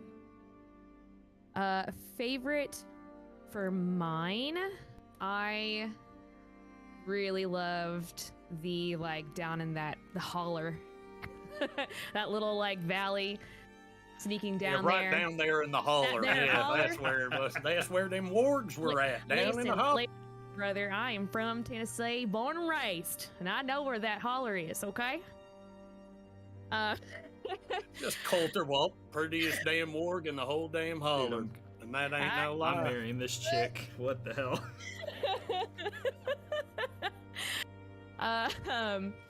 No, for real. That was my favorite of mine. Sneaking down there, fucking that shit up, being sneaky. That's my favorite way to play any type of game. It's so fun to see if you can make it, to see if the rolls are nice and they line up so you can be sneaky. That's my favorite. Favorite one of another one. There's so many good shining moments with every one of you. Your characters are so strong now. Like, I think everybody's kind of figured out who they are, and you're not afraid to get into character. So I'm gonna say Alderic. You shined for me this week. You really did. You stepped up, you're talking, you were getting in character, you're talking to Jack, you're willing to go and talk to NPCs. I love it. Keep doing it. Yeah, that's me. All right, so favorite moment for the entire group, I would say, I think we did really well, like when we were in the Prancing Pony, with talking to NPCs, like just investigating, finding stuff around. And I think we didn't do that a lot in the playtest. A lot of the times, Trevor would have to initiate the conversations as an NPC with us, whereas this time we initiated those conversations and we went out of our way to like basically build our own, like, as much as Trevor's like built this like whole world for us, we use those things. Well, you all like, you know what I meant. Yeah, but like you're DMing it, you know? So for us, it was easier for us, I think, this time, where we basically just used all of our, like, I can't think of the word, but the area, like the environment, I mean, right? Which is like, we haven't really done that. So I'm really happy that we did that, and we were able to, all of us got out of really our comfort zones, especially with the NPCs. A thorn, to say differently than like pretty much, I guess, what Mari said, we had like dead time before that break, where there were a lot of times Trevor would ask us something, or, you know, whatever it is, and we had dead time between it. But I think we kind of like picked up that slack in the second half. But I think with us trying to pick up that slack, that's when we started cutting each other off. So we're gonna work on it. I mean, the jitters, although they went away, I think for all of us it was still kind of there with us trying to like fill in those gaps. And but we'll get better at it. Favorite part of mine, I could say, you know, shooting the all the bows and arrows and connecting on every single time, and getting all my rolls like really well. I only had one bad roll the whole night. But my favorite part is not getting knocked unconscious, okay?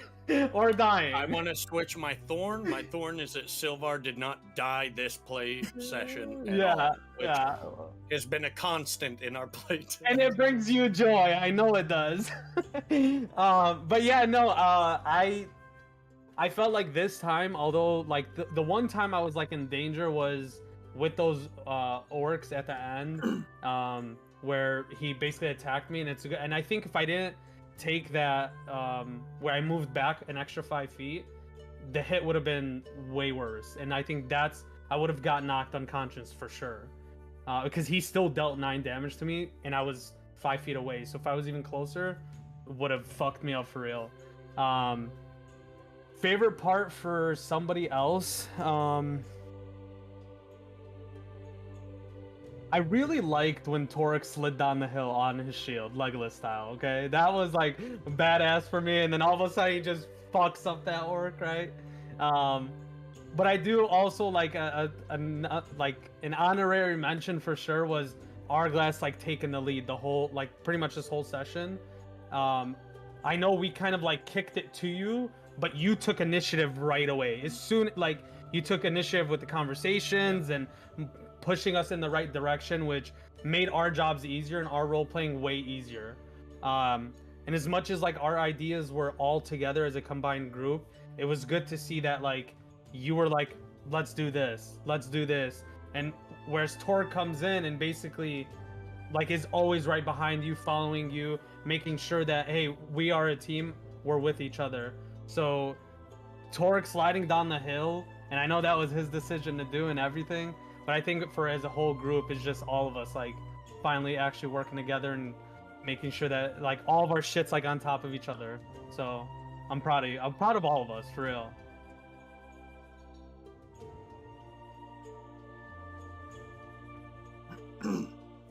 Torek Steelfist. Yes.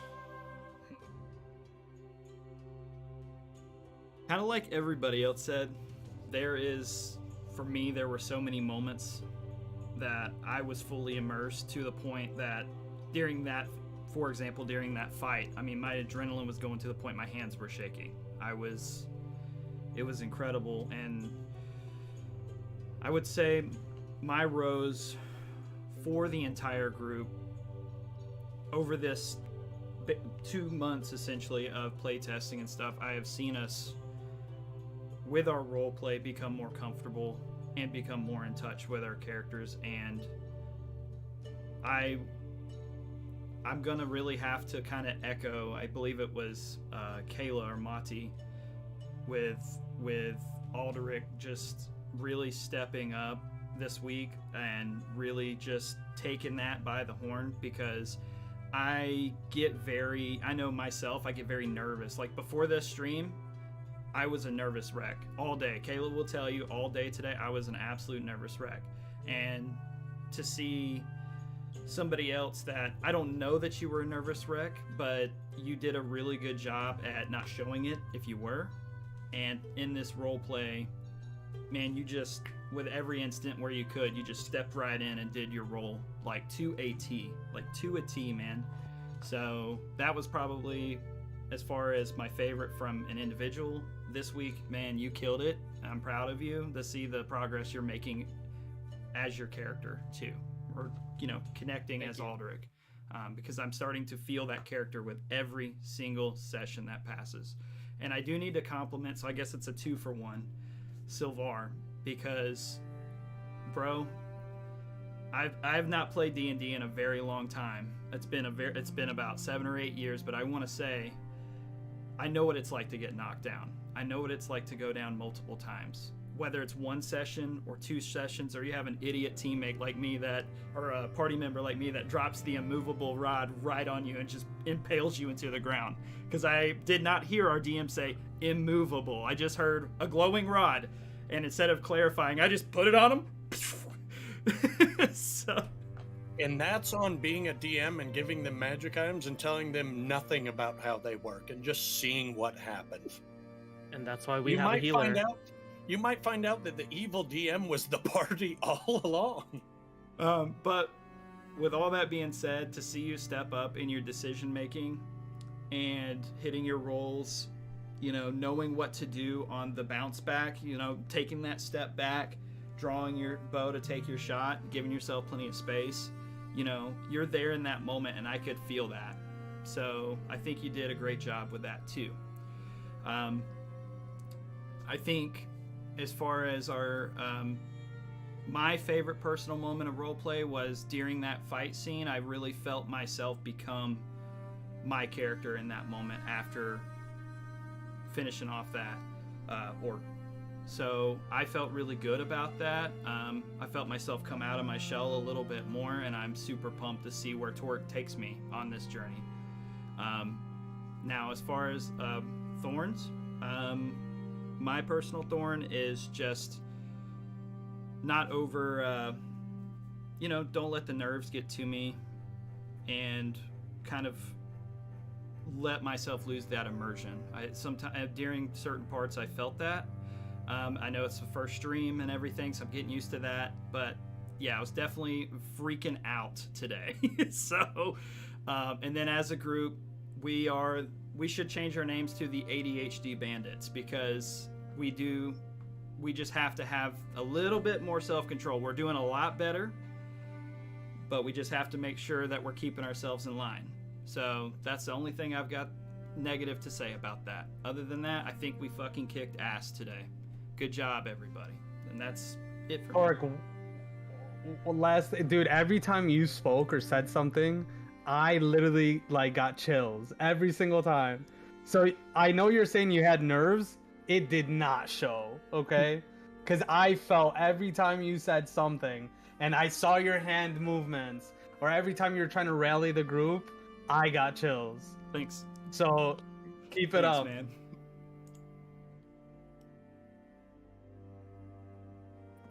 All right, last but not least, The man, the myth, the legend.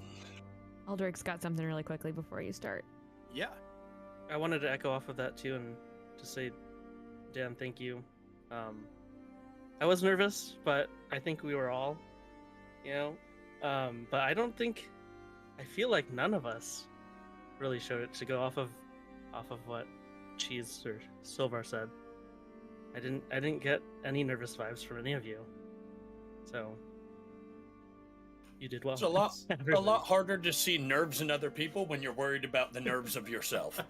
You know what I mean? It's very hard to see. I could definitely see you guys a little bit tense in the beginning, and it's weird. As soon as the actual tension started, everything slopped off, and then you were their characters being like,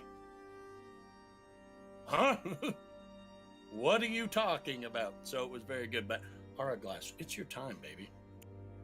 All right, what is up, guys? Thanks again for hanging out with us. I do want to, before I start, want to say one thing. There was one or two people who said, whatever Trevor's using on his computer to help him with the voice is incredible. Just so you know, he does not have anything. This is literally him. This is his voice. There are no settings for effects, nothing. This is our DM for tilted fucking rolls. This is literally all him. There is no effects for that. If you guys wanted to know, this is purely what he does as a professional and his passion. But going into literally my favorite part would probably be obviously the fighting scene.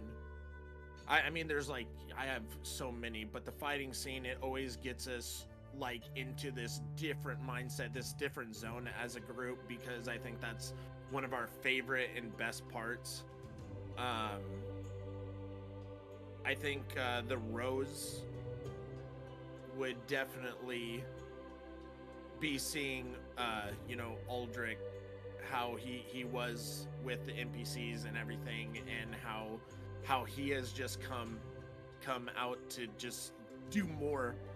And I did really like how a Rose for me, I did really like that I was able to get into that emotion of being nervous and everything, because God, I was so nervous. And then in the beginning I had my sound on, so I paused, so I was freaking out a little bit. I was nervous. This is and most of us are streamers, we do this all the time, but this was just different. It was, and after practicing it, just everybody who's grown in everything, every single time we do a play test, and then today you just see more and more, and it's just it's really humbling and awesome to see Toric just sliding down on the shield. It just puts it in my mind immediately Legolas' scene, or just old Toric just literally counting off things that he's going after. It's great.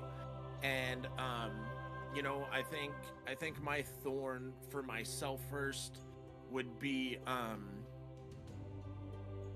there was parts that I would get into character, use my voice, and then I wouldn't. So I definitely need to work on that for myself, along with definitely start putting my finger up again. I think we should start going back to that because we've been doing it, but I think we were just excited today, and we all were just like, we know what to do now, and we all have, you know, our things, you know, so we're just like, fuck, like, let's do it, like, let's go.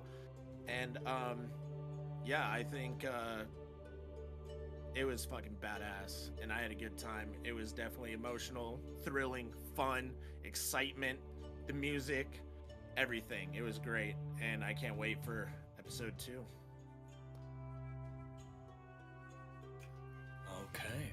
So, Red, before we have you sign us off, want to go around and do our plugs one more time so that everybody knows what's going on. Also, talk about time management. We are ending before 4 hours. So this is still a little bit more shorter form content that's easily digestible to an audience. So congratulations to all of you for sticking on time and picking up cues and continuing. But Red, if you want to point us out one by one to have us do plugs. Sorry, I just blanked. Plugs, and then you can sign us off since you are the Master Chief. All right, we're gonna go the opposite way. We're gonna start off with Torek, Silvar, Madi, the DM, then Aldrich, and then I will end, and we will finish her off. Okay, so I'm Dan, playing Torek Steelfist. Thank you guys for being here. Again, I'm super stoked about how this went today. I'm again just want to say thank you to everybody one last time in the party as well as the stream. Thank you guys. You guys can find me over on Twitch at Redbeard Plays.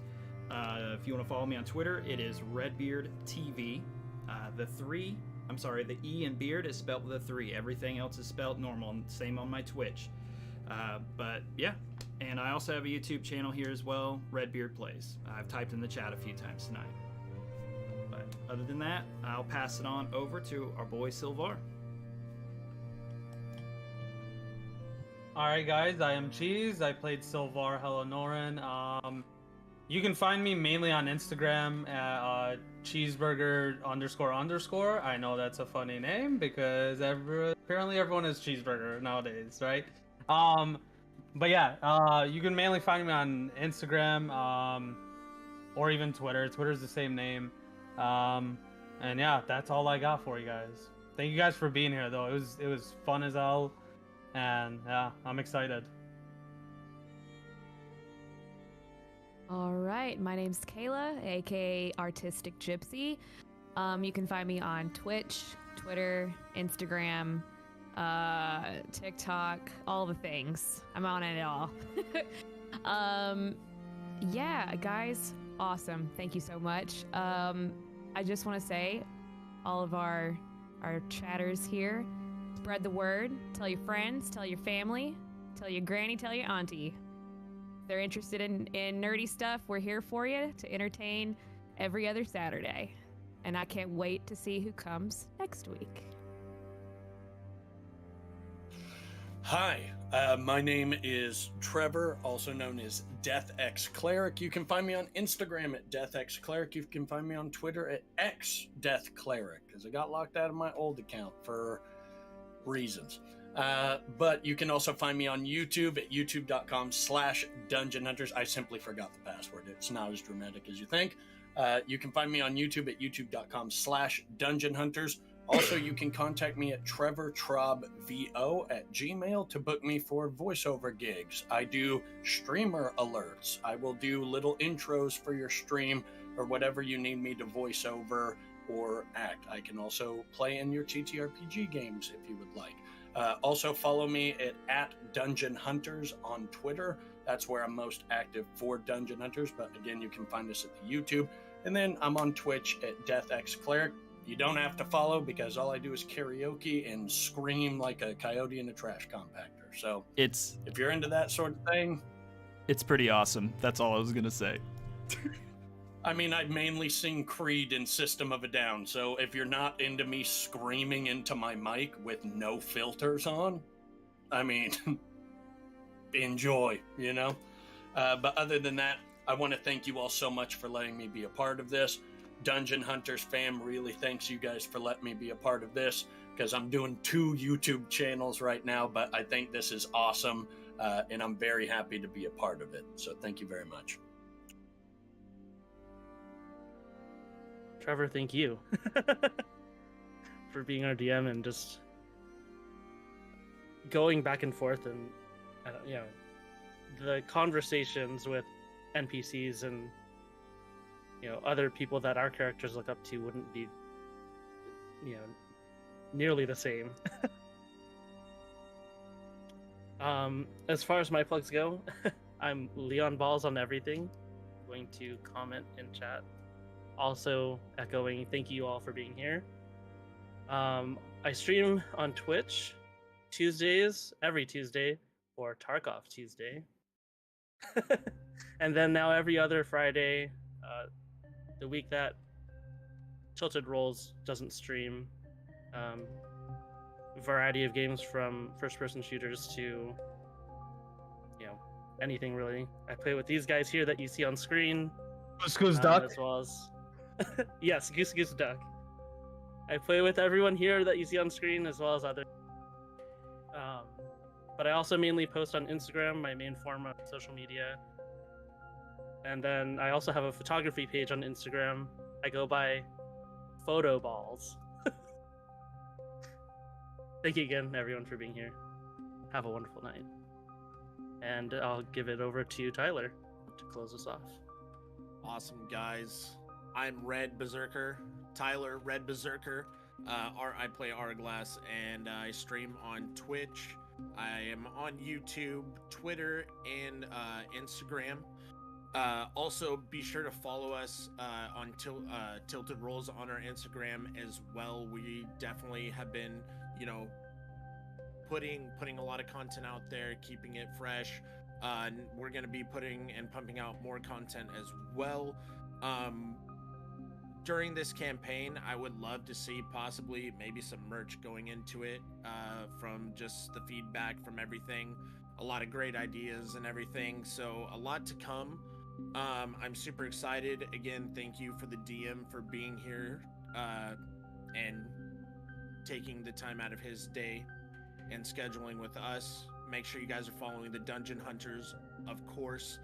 And thank you guys for the support. I know it's been, like I said in the beginning, a long time coming, but we are here now. Tilted Rolls is here, and we are excited to bring you into this adventure into Middle Earth. And we will see you guys soon.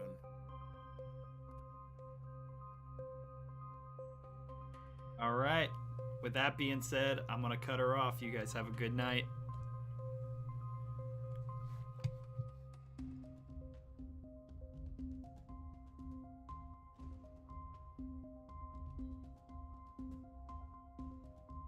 Set a timer for 1 minute.